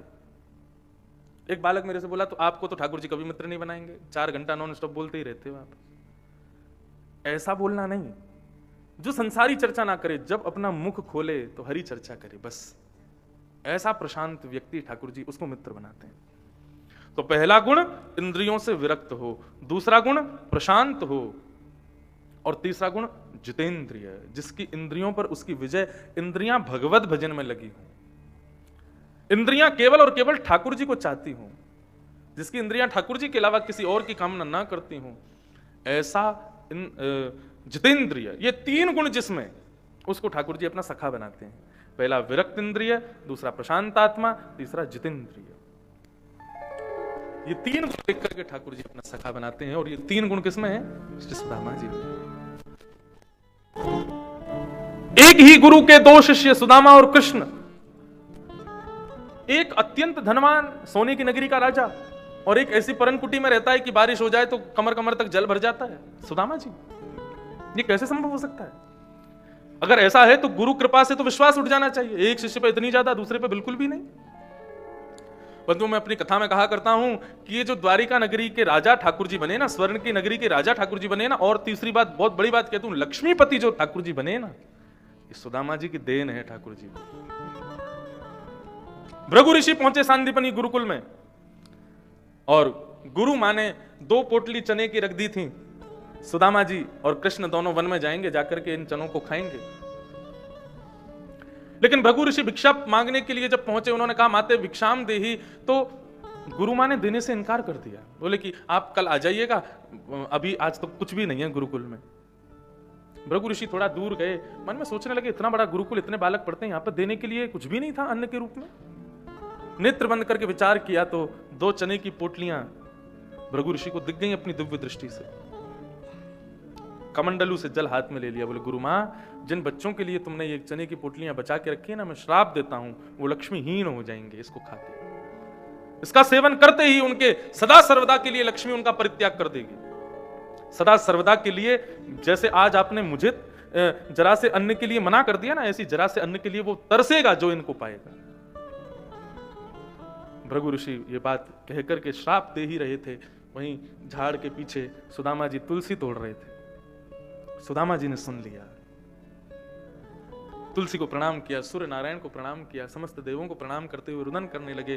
बोले आज अपने सखा को अपने सखत्व का उपहार देने का समय आया है। वो पोटलियां गुरु मां ने मेरे और कृष्ण के लिए रखी हैं, यदि आज मैंने कृष्ण को उन चनों को खाने से रोक लिया तो आज मेरे सखत्व का उपहार मैं दूंगा कन्हैया को। अपनी बट की लक्ष्मी भी आज कृष्ण के नाम कर दूंगा, लेकिन कृष्ण को वो चने नहीं खाने दूंगा। वन में गए, एक वृक्ष पर चढ़ गए द्रुत गति से सुदामा जी, और सुदामा जी वहां चढ़ करके बैठ गए। ठाकुर जी बोले सुदामा रुक जाओ, मैं भी आ रहा हूं ऊपर बैठ के, फिर दोनों प्रेम से पाएंगे चने, बहुत भूख लगी है। सुदामा जी महाराज ने पोटलियां खोलनी, खाने लगे। ठाकुर जी बोले जल्दी जल्दी मत खाना, मैं भी आ रहा हूं, मैं भी पाऊंगा। सुदामा जी बोले कन्हैया आज नहीं मिलेगा एक दाना भी। लोग अपनी कथाओं में भी, मैंने कई कथाओं में सुना, कई लोगों से सुना कि सुदामा जी दरिद्र इसलिए हो गए क्योंकि ठाकुर जी के पक्ष का, ठाकुर जी के बट का वो चना खा गए थे। अच्छा, सुदामा जी क्यों खा गए थे ये तो नहीं पता ना किसी को। सुदामा जी इसलिए खा गए क्योंकि वो श्रापित थे, जो खाएगा वो लक्ष्मी विहीन हो जाएगा। सुदामा जी ने संपूर्ण चनों को पा लिया, नेत्रों से सुधार बहने लगी। ठाकुर जी भी उन पर रोष करने लगे, बोले सुदामा कितना असंतोष, कि तुम मेरे वट का भी खा गए।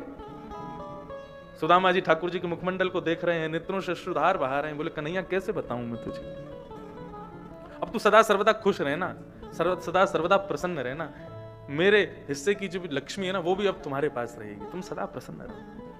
इसलिए मैं कथा में कहता हूं कि द्वारिकाधीश सोने की नगरी के राजा हैं, वो लक्ष्मीपति हैं, ये सुदामा जी की देन है अपने मित्र को, ये सुदामा जी ने भेंट किया है अपने सखा को, लक्ष्मी भेंट की है सुदामा जी ने। मित्र हो तो सुदामा जैसा, नहीं तो हो ही नहीं। कहने का अभिप्राय मतलब ऐसा भी नहीं कि अपना सब कुछ दे दे, लेकिन हां ऐसा सखत्व तो रखे, ऐसा भाव तो रखे अपने सखा के प्रति। सुदामा जी महाराज दरिद्र नहीं है, हमारे पूज्य पिताजी इस बात का खंडन करते हैं। सुदामा जी निर्धन हैं, लक्ष्मीहीन हैं, उनके पास खाने के लिए अन्न नहीं है, पहनने के लिए वस्त्र नहीं है, सब कुछ ठीक है, लेकिन सुदामा जी दरिद्र नहीं है। दरिद्र का मतलब क्या होता है? दरिद्र का मतलब असंतोषी। सुदामा जी जैसा कोई संतोषी नहीं है, सुदामा जी बहुत संतोषी। यदि किसी दिन खाने को नहीं मिलता, पूरे दिन भूखे रह जाते सुदामा जी, उनकी पत्नी कहती है अरे आज तो कुछ खाने कोई नहीं आया घर में, तो सुदामा जी कहते हैं अरे देवी खुशी मनाओ, परसों एकादशी थी, कल द्वादशी थी, आज त्रयोदशी है, लेकिन हमारे परिवार की आज भी एकादशी थी, ठाकुर जी ने 2 बार एकादशी करवा दी 3 दिन में, खुशी मनाओ। इतने संतोषी। अपने बच्चों के सामने पत्थर को ही ले आते हैं और पतीले में उबालने के लिए रख देते हैं और बच्चों को दिखाते हैं, बच्चों देखो आलू उबल रहा है ना, जब तक उबल रहा है तब तक क्या करोगे, चलो कीर्तन करो, भगवान की कथा सुनो। कीर्तन करते करते थक जाते हैं, कथा सुनते सुनते सो जाते हैं बच्चे भूखे। ऐसे संतोषी हैं सुदामा जी। 3 दिन से कुछ नहीं पाया। आज सुदामा जी की पत्नी अत्यंत क्रोध में भर करके आती है और सौगंध देती है, मेरी सौगंध है आपको, आप द्वारिका जाओ, द्वारिकाधीश से मिल करके आओ। मैं नहीं कहती कुछ मांगने जाओ, लेकिन एक बार मिलके तो आओ, आपकी दशा देख करके उनको कुछ तो दया आएगी आपके ऊपर। सुदामा जी बोले मैं इसीलिए तो नहीं जाता हूं, कहीं मेरा रूप देख करके, मेरी दशा देख करके कृष्ण ये ना सोचे कि गरीब है कुछ मांगने आया है, मुझे इसलिए नहीं जाना। मेरी दशा भी ऐसी नहीं है कि मैं अपनी दशा को छुपा करके चला जाऊं, मैं जाऊंगा तो कृष्ण समझ ही जाएगा मेरी दशा देख करके, और वो मैं चाहता नहीं हूं। आज उनकी पत्नी मन में सोचने लगी यदि कृष्ण समझे तो समझ जाए, लेकिन आप जाओ, मैं आपके लिए नहीं, मैं अपने बच्चों के लिए कह रही हूं, आपको जाना पड़ेगा। चार घर के चावल एक पोटली में बांध करके ला करके सुदामा जी को दिए। सुदामा जी अपनी पत्नी की आज्ञा मान करके, कसम समझ करके जा रहे हैं द्वारिकाधीश के पास। घनश्याम तुम्हें ढूंढने जाए कहां कहां, घनश्याम तुम्हें ढूंढने जाए कहां कहां। गाइए। अपने विरह की आग बुझाए कहां कहां, अपने विरह की आग बुझाए कहां कहां, अपने विरह की आग बुझाए कहां कहां, अपने विरह की आग बुझाए कहां कहां, घनश्याम तुम्हें ढूंढने जाए कहां कहां, घनश्याम तुम्हें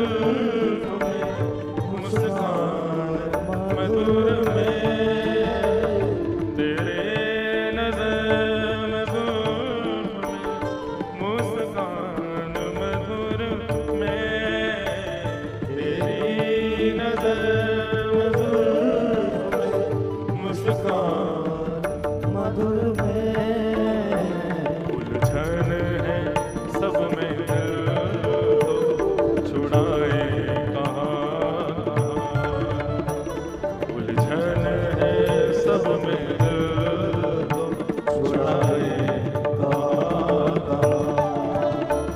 अपने विरह की आग बुझाए कहाँ कहाँ, अपने विरह की आग बुझाए कहाँ कहाँ, घनश्याम तुम्हें उड़ने जाए कहाँ कहाँ, शाम तुम्हें उड़ने जाए कहाँ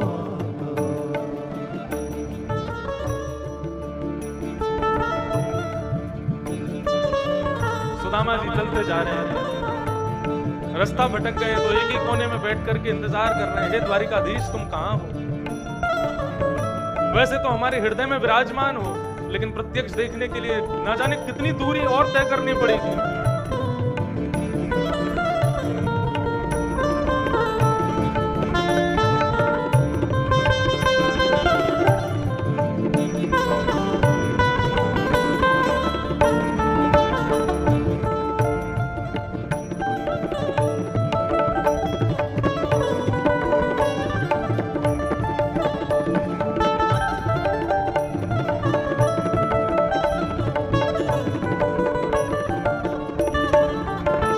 दिन रात अश्रुबिंदु बरसते तो हैं मगर, दिन रात अश्रुबिंदु बरसते तो हैं मगर, दिन रात अश्रुबिंदु बरसते तो हैं मगर, दिन रात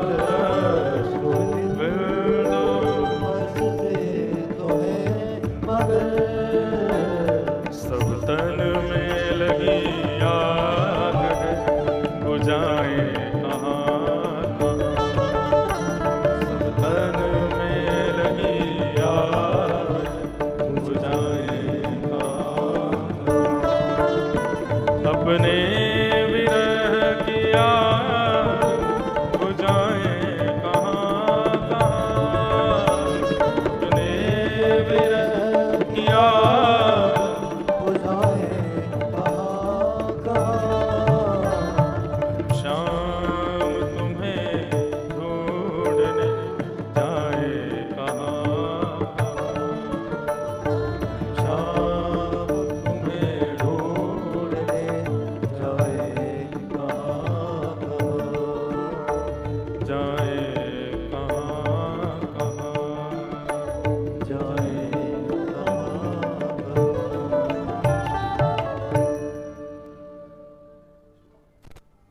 महीनों बीत गए सुदामा जी को चलते चलते, लेकिन द्वारिका नहीं पहुंचे। किसी से जाकर के पूछा, भैया द्वारिका नगरी कितनी दूर और है अभी? तो व्यक्ति हंसने लगा, बोले महाराज आप द्वारिका का मार्ग कम से कम यहां से 50 कोस पीछे छोड़ के आ गए हो, दोबारा लौट करके जाइए, वहां से एक रास्ता जाएगा, वो द्वारिका को आपको लेके पहुंचेगा। सुदामा जी महाराज तो थक हार करके एक नदी के किनारे ही बैठ गए, बोले अरे द्वारिकाधीश,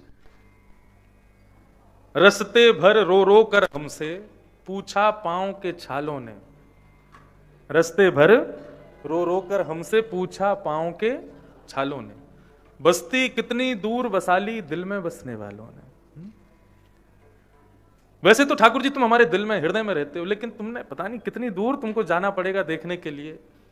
एक नदी किनारे बैठे बैठे श्री सुदामा जी महाराज वहीं सो गए। बोले अरे द्वारिकाधीश, यदि तुमको दर्शन देना है तो यहीं आ जाओ, हमारी बस की नहीं आना। जैसे ही वहां पर नेत्र बंद करके सोए, थोड़ी देर में जय श्री कृष्ण नाम की ध्वनि आने लगी। सुदामा जी ने नेत्र खोल करके देखा तो चारों तरफ सोने की नगरी, मध्य में सुदामा जी बैठे।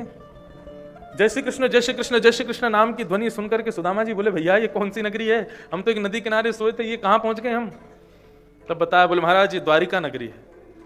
बोले कृष्ण की नगरी द्वारिका? बोले हाँ हाँ ये वही कृष्ण की नगरी द्वारिका है। अब तो सुदामा जी नृत्य करने लगे, आनंद विभोर हो गए, नाचने लगे। तभी सुदामा जी ने पूछा कि भैया ये द्वारिकाधीश कहाँ विराजते हैं? तब बताया कि ये सामने जो दिव्य भवन है स्वर्ण का, ये यहां विराजते हैं द्वारिकाधीश। सुदामा जी गए, द्वारपालों से प्रार्थना की। द्वारपालों ने जाकर के जब ठाकुर जी को बताया कि सुदामा जी आए हैं, बंधुओं भागवत में पता है सुदामा नाम कहीं भी नहीं लिखा। भागवत में केवल इतना लिखा है कि एक ब्राह्मण भगवान का मित्र था, बस सुदामा जी नहीं लिखा। तो फिर ये सुदामा नाम हम विद्वानों लोगों ने इस ब्राह्मण का नाम सुदामा रखा। क्यों? अन्य कहीं पर नाम होगा लेकिन भागवत जी में सुदामा नाम नहीं है। बोले भाई सुदामा का मतलब क्या होता है? बोले जिसके पास सुंदर दाम है, जिसके पास सुंदर धन है, उसका नाम है सुदामा। सुदामा जी के पास कोई धन तो था नहीं, पर उनका नाम सुदामा क्यों? बोले भाई हम लोगों के पास तो वो धन है जो एक दिन खर्च हो जाएगा, लेकिन सुदामा जी के पास कृष्ण नाम का धन है जो कभी खर्च नहीं होता, ना खर्च होने वाले धन के जो धनी हैं, इसलिए उनका नाम है सुदामा, सुंदर दाम वाले। भगवान को जैसे पता चला मेरे बचपन के मित्र आए हैं, अपने सिंहासन से दौड़े। सारी द्वारिका नगरी देख रही है, आज तक किसी राजा के लिए भी इतना नहीं दौड़ करके गए, एक दीनहीन से ब्राह्मण के लिए अपने सिंहासन से दौड़ रहे हैं ठाकुर जी।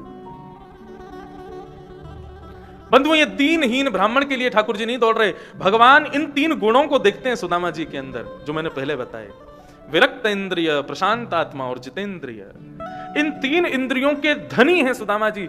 ऐसे 3 इंद्रियों के, इन 3 गुणों के धनी यदि आज भी राधारमण जी का दर्शन करने जाएं, तो शायद राधारमण जी अपना सिंहासन छोड़ के उसका स्वागत करें। सुदामा जी के लिए ठाकुर जी दौड़े, दौड़ करके अपने हृदय से लगाए, अपनी द्वारिका नगरी में लेकर के आए। रुदन करने लगे ठाकुर जी, अपने सिंहासन पर सुदामा जी को बिठाया और सुदामा जी के चरणों के नीचे पात्र रख करके, देख सुदामा की दीन दशा, करुणा करके करुणा निधि रोए, पानी परात को हाथ छुयो नहीं, नैनन के जल सो पग धोए। किसी पानी के पात्र से सुदामा जी के चरण नहीं धोए। सुदामा जी की दीन दशा को देख करके, उनके मुखमंडल को देख करके, उनके ऊपर आ रहे कष्टों को देख करके ठाकुर जी को करुणा आ गई, दया आ गई, और दया करके ठाकुर जी के नेत्रों से अश्रुधार बहने लगी। वह अश्रुधार सुदामा जी के चरणों में गिर करके सुदामा जी के चरणों का प्रक्षालन करने लगी। प्रक्षालन होकर के वो धार पात्र में आ गई और पात्र को ले जाकर के श्री रुक्मणी जी ने पूरी द्वारिका में उसका छिड़काव कर दिया। बोले हमारी द्वारिका पवित्र हो जाएगी। करुणा निधान के अश्रुवृंद हैं और सुदामा जी के चरणों का जल है, द्वारिका पवित्र हो जाएगी। भगवान का सुदामा जी का एक मधुर संवाद हुआ। भगवान सब पटरानियों को लेकर के सुदामा जी को प्रणाम करने लगे। सुदामा जी ने सबको आशीष दिया। सुदामा जी मन में सोचने लगे, अब मैं जाने की कहूं कृष्ण से तो ये आगामी 10-12 दिन तो मुझे जाने देगा नहीं। अभी से कहने लग जाता हूं, रोज कहूंगा तो 5-6 दिन में शायद छुट्टी मिल जाए। तो सुदामा जी भोजन प्रसाद पाके कन्हैया से बोले, लाला देख अब तू सब समझे ही है, गृहस्थ में तो बच्चान को, बहू को, सबन को ध्यान रखना पड़े। भगवान बोले हमसे बढ़िया कौन समझेगा, 16,000 बहू है हमारी, तो हमसे बढ़िया गृहस्थ कौन जानता है। बोले वही बात भैया, तेरी तो 16,000 है, हमारी तो एक ही है, तो बा को ध्यान रखना पड़े बालकन को, तो सब घर गृहस्थी के काम हैं, तो अब मुँह को आज्ञा दे दे, मैं चलो जाऊं। अब आए हुए सुदामा जी को चंद 3-4 घंटे हुए बस। भगवान ने जैसे सुना सुदामा जी जाने के लिए कह रहे हैं, तो भगवान बोले अच्छा ठीक है सुदामा जी जाओ। भगवान के मुखमंडल को सुदामा जी देख के बोले, ये तो मुझे तो लगा था रोकेगा। अच्छा ठीक है लाला, तो फिर मैं जाऊं? बोले हाँ सुदामा जी प्रेम से जाइयो, और पहुंच के फिर किसी कोई द्वारिका आ रहा हो उसके हाथ खबर भिजवा देना कि आप पहुंच गए हो, ठीक है? और भाभी को हमारी राम राम कहना, आना फिर कभी अगली बार भाभी बच्चे सबको लेके आना, ठीक है? जाओ। रुक्मणी जी बार बार भगवान का हाथ पकड़ रही हैं, बोले कि अरे एक आध दिन रोक लो उनको। नहीं नहीं आप जाओ, ठीक है राम राम। सुदामा जी चले। सुदामा जी बोले भैया बड़ा बढ़िया मित्र है, स्वागत तो इतना बढ़िया किया, लेकिन विदाई तो ऐसी रूखी विदाई। अरे झूठे कोई बोल देते एक आध दिन रुक जाओ, और कुछ नहीं तो कोई बहानी करवा देते कि भाई इसमें बैठ के चले जाओ, कुछ नहीं, ये भी नहीं कही धोती बदल लो, जिसमें आए उसी में। वैसे सुदामा जी के मन में ये सब भावना नहीं आई, अत्यंत विरक्त हैं, संतोषी हैं, चले गए। रुक्मणी जी बोली आपने क्यों नहीं रोका सुदामा जी, बेचारे अभी तो आए। तो वैसे तो फालतू के राजा आते रहते नगरों के, तो उनके लिए आप भवन खुलवा देते हो, सोने की नगरी में उनके लिए महल बनवा देते हो, और सुदामा जी आए आपके इतने अच्छे सखा, इतने अच्छे मित्र, बेचारे इतने संतोषी ब्राह्मण, उनको एक दिन भी नहीं रोका आपने। भगवान बोले देखो रुक्मणी, मुझे सुदामा जी की चिंता नहीं है, उनकी पत्नी की चिंता है। आजकल फोन है, पति यदि कहीं चला जाए तो पत्नी फोन करके उसकी खबर ले सकती है, पूछ लेती कहाँ हो कैसे हो। और फोन ना भी करे तो आजकल वीडियो कॉल हो जाती है, दिखाना जरा कहाँ बैठे हो, दिखा देता है यहाँ बैठा हूँ। सब पत्नी को खबर रहती है पति कहाँ है। प्राचीन काल में जब फोन नहीं थे, जब कोई साधन नहीं था, और वो भी द्वापर युग में, तो पति जब कभी भी घर से कहीं जाते थे तो पत्नी व्रत करती थी, और व्रत करते हुए उनकी कुशलता, वो कुशल पूर्वक लौट आवे उसकी इच्छा रखती थी, आकांक्षा करती थी। दीप जला करके पत्नियां व्रत किया करती थी, मेरे पति सही सलामत लौट के आ जाएं। व्रत का मतलब मैंने एक दिन बताया ना, हमारी आयु बढ़ती है। एक दिन का व्रत हम करते हैं तो हमारी एक दिन की आयु बढ़ जाती है। और माताएं करवा चौथ का व्रत रख के अपने पति को देख के पानी पी लेती हैं, सोचती हैं उसकी 50-60 साल की आयु बढ़ेगी। नहीं, एक ही दिन की आयु मिलती है उसको। भैया थोड़ा धीरे बोल लो। तो कोई ज्यादा लंबी आयु व्रत से प्राप्त नहीं होती।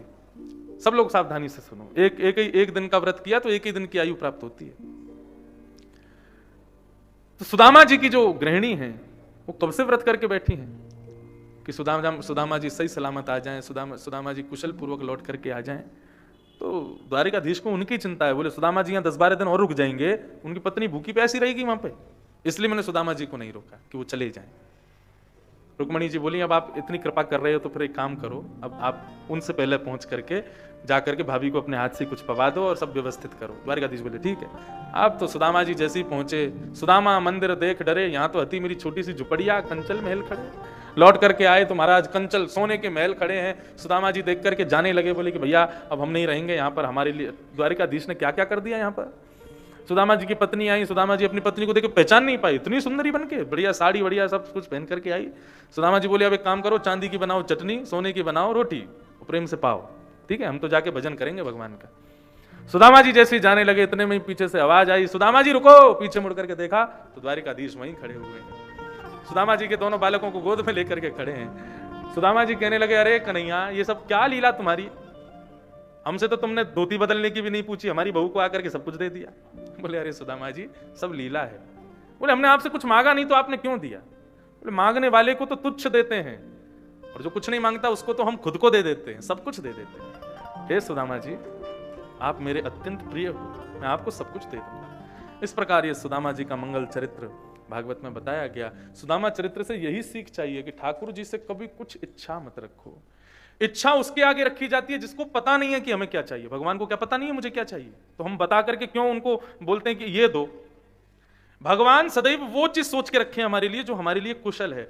हम यदि कहते हैं प्रभु ऐसा कर दो, तो भगवान कहते हैं अच्छा ठीक है, तो मैं अपना वाला प्लान हटा देता हूं जो मैंने सोच के रखा है, तुमको ज्यादा पता है ना, ठीक है, तुम जो चाह रहे हो वो तुमको दे देता हूं। आपने कोई इच्छा रखी और ठाकुर जी आपको प्रदान कर दें, लोग बड़े खुश होते हैं, महाराज हमारी मन्नत पूरी कर दी बिहारी जी ने। तो मैं मन ही मन सोचता हूं कि ठाकुर जी ने कुछ प्लान बनाया तो वो तो कैंसिल हो गया, अब तुम्हारी मन्नत पूरी हो गई, मतलब ठाकुर जी ने जो सोचा वो तो नहीं हुआ ना पूरा। इसलिए मन्नत मांगो ही मत ठाकुर जी से, ठाकुर जी से कुछ नहीं कहना, उनसे सदा सर्वदा यही कहो जो मेरे लिए ठीक लगता है आपको वो करो, आपको लगता है ये ठीक है वही मैं मुझे राजी है, दुख दो सुख दो कष्ट दो कुछ भी दो, आप जो करेंगे मेरे लिए कुशल होगा। इस विश्वास से ठाकुर जी को प्रणाम करोगे, जीवन में कष्ट भी आएगा तो कष्ट भी कभी कष्ट जैसा नहीं लगेगा। क्या ध्रुव के जीवन में कष्ट नहीं था, क्या मीराबाई के जीवन में कष्ट था, लेकिन उनको कष्ट का अनुभव नहीं होता था। क्यों? क्योंकि वो सोचते थे ठाकुर जी ने हमारी भलाई के लिए कुछ किया है। मां अपने बच्चे के शरीर पे हुए किसी फोड़े को दूर करने के लिए उसके सुई की नोक चुबाती है। उस समय बच्चा सोचे मां तो मेरी दुश्मन है, सुई लगा रही है मेरे को, ऐसा नहीं है। वो सुई का इसलिए चोवन कर रही है ताकि वो फोड़ा जो बालक को हुआ है वो दूर हो जाए, मेरा बालक स्वस्थ हो जाए। इसी प्रकार जीवन में यदि किसी प्रकार के कष्ट ठाकुर जी देते हैं तो उसको यही समझो कि जीवन में फोड़े के जैसा था, ठाकुर जी उसको दूर करने के लिए ये कर रहे हैं, ये हो जाएगा निश्चित ही, मैं इसके बाद स्वस्थ रहूंगा। हर परिस्थिति को स्वीकार करे वही भक्त है। सुदामा जी की कथा को हम प्रणाम करते हैं। भगवान अपने बालकों को समझाते हैं भाई कभी भी संतों का अपमान मत करना, लेकिन बालक उनकी एक नहीं सुनते। भगवान कहते हैं मैं भगवान होकर भी रक्षा नहीं करूंगा अगर तुमने संतों का अपमान किया तो। भगवान के समस्त बालक शाम्ब नाम के भगवान के पुत्र को साड़ी पहना करके पेट पर पोटला बांध करके संतों की परीक्षा लेने चले गए और संतों से जाके कहने लगे महाराज नई बहू आई है, गर्भवती है, बताओ उसके गर्भ से बेटा होगा कि बेटी। संतों ने ध्यान लगा करके देखा तो समझ गए तो भगवान का पुत्र है। बोले हमारी परीक्षा लेने आए हो, भगवान के पुत्र हो तो कुछ भी करोगे। श्राप देते हैं इसके गर्भ से एक लोह पिंड जन्म लेगा, तुम्हारे संपूर्ण कुल का सर्वनाश कर देगा वो। जल्दी से उसकी साड़ी खोली तो महाराज पोटला एक लोहे का पिंड बन गया। उस लोहे के पिंड को घिस करके समुद्र में फिकवा दिया बालकों ने, लेकिन समुद्र तो कुछ भी स्वीकार नहीं करता। तो एरका नाम की घास बन गया समुद्र के किनारे, नुकीली घास। उसका कुछ अंश एक मछली निकल गई थी, तो यदुवंशी समझ मद के भाव में आकर के जुआ खेल रहे थे। खेलते खेलते आपस में एक दूसरे से लड़ने लगे। लड़ाई इतनी ज्यादा बढ़ गई कि एक दूसरे को मारने काटने लगे, एक दूसरे को तलवार और बल्लम फरसे से मारने लगे। जब बल्लम फरसे खत्म हो गए, तलवारें खत्म हो गई, तो लड़ते लड़ते समुद्र के किनारे आ गए। उस एरका नाम की घास को, नुकीली घास को उठा उठा करके एक दूसरे पर फेंकने लगे और देखते ही देखते संपूर्ण यदुवंश का सर्वनाश हो गया। भगवान द्वारिका की अटारी पर खड़े होकर के अपने कुल का सर्वनाश देख रहे हैं। बलराम जी से कहते हैं, ये एक भार था पृथ्वी पे, मैं रहता तो यदुवंशी सदा बंधे रहते, और मेरे जाने के बाद मेरे द्वारा प्राप्त शक्तियों का ये दुरुपयोग करने लगते, इसलिए इनका सर्वनाश जरूरी था। बलराम जी बोले, प्रभु अब मुझे भी आज्ञा दें, आपके जाने का समय हो गया है, आप भी लीला पूरी करके आएंगे तो मैं जाकर के वैकुंठ में सब व्यवस्था करूं। बलराम जी ने ठाकुर जी के चरणों में प्रणाम किया और शेषावतार शेष रूप धारण करके क्षीर सागर में प्रविष्ट हो गए। श्री बलराम जी महाराज की। ठाकुर जी विचरण कर रहे थे वन में। अब चंद समय बाकी है, ठाकुर जी लीला पूरी करके वैकुंठ जाने वाले हैं। एक वृक्ष के नीचे बैठ करके ठाकुर जी अपनी लीला का दर्शन कर रहे थे। मैंने पूरी लीलाएं, ब्रज का स्मरण कर रहे थे, किशोरी जी का स्मरण कर रहे थे, अपनी संपूर्ण जो कुछ भी ठाकुर जी ने किया सबका स्मरण कर रहे थे। तभी एक मछली को पकड़ करके उस मछली का वध किया। उसके गर्भ से एक एरका नाम की घास मिली, उसको धनुष पर चढ़ा करके एक भेलिया आया और उस भेलिया ने भगवान के तलवे को ही हिरण का स्वरूप जान करके उस धनुष को प्रत्यंचा चढ़ा करके भगवान के चरणों में प्रहार कर दिया। दौड़ करके आया, देखा तो भगवान के पैरों में बाण लगाया, क्षमा मांगने लगा। भगवान बोले, तुम्हारी कोई गलती नहीं है, सब मेरी इच्छा से हो रहा है। भगवान ने ज्ञान उपदेश किया उद्धव को, और उद्धव को आज्ञा की कि तुम जाकर के बद्रीनाथ में भजन करो। अर्जुन को आज्ञा की, अर्जुन मेरी पत्नियों को लेकर के, अष्टपत्नियों को लेकर के वृंदावन किशोरी जी की शरण में चले जाओ। अर्जुन भगवान की पटरानियों को लेकर के जाने लगा। अर्जुन को एक अभिमान था कि मैं गांडीव धनुषधारी हूं। भगवान बोले, जाते जाते इसका अभिमान और तोड़ चले। भगवान की अष्टपटरानियों को लेकर के अर्जुन जा रहे थे तो भगवान एक बैलूपिया का रूप धारण करके आए और अपनी अष्टपत्नियों को अर्जुन से हरण कर लिया। अर्जुन अपने गांडीव धनुष को उठाता रह गया, चलाता रह गया, लेकिन अष्टपत्नियों की भगवान की रक्षा नहीं कर पाया। अर्जुन का मान मद नष्ट हो गया कि मैं गांडीव धनुषधारी तब तक मेरा श्रेष्ठ था जब तक कन्हैया मेरे साथ थे, उसके बाद ये धनुष भी किसी काम का नहीं है।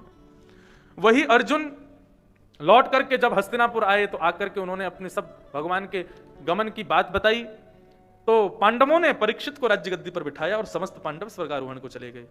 सुखदेव जी कह रहे हैं, परीक्षित फिर तुम राजा बन गए, तुम एक दिन कलयुग से मिले, तुमने कलयुग को 5 स्थान दिए, उनमें एक स्थान अनीति का धन था।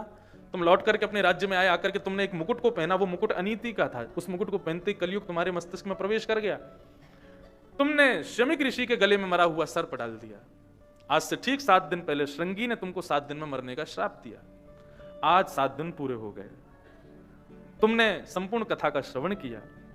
इस संपूर्ण कथा में तुमने अनेक प्रश्न किए, मैंने सबका उत्तर दिया, सारी कथाएं तुमको सुनाई। अब मैं तुमसे एक प्रश्न करना चाहता हूं।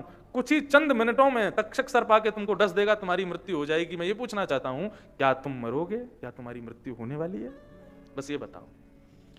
राजा परीक्षित ने तत्क्षण उत्तर दिया, बोले महाराज मैं नहीं मरूंगा, मेरा शरीर मरेगा। मैं तो एक नित्य मुक्त शुद्ध आत्मा हूं, शरीर त्याग करके परमात्मा में जाकर के विलीन हो जाऊंगा। सुखदेव जी बोले, बस अब कुछ नहीं सुनाना। तुम तु राजन मरिष्येति पशु बुद्धिम इमाम जही, तुम मरोगे। तुमने 7 दिन पहले कहा था कि मेरी मृत्यु होने वाली है, ये मेरी मृत्यु होने वाली है। इसी चीज को दूर करने के लिए मैंने 7 दिन कथा सुनाई। अब तुमने कहा तुम नहीं मरोगे, तुम्हारा शरीर मरेगा। बस अब कुछ नहीं सुनाना। ये माया, ये शरीर आत्मा का धर्म तुम सब समझ चुके हो, अब इसके आगे अब कुछ नहीं कहना है। ऐसा कह करके श्री शुकाचार्य जी अपने व्यासपीठ पर खड़े हो गए। सबको आशीष दे करके श्री सुखदेव जी महाराज वहां से प्रस्थान कर गए। बोलो सुखदेव जी महाराज की।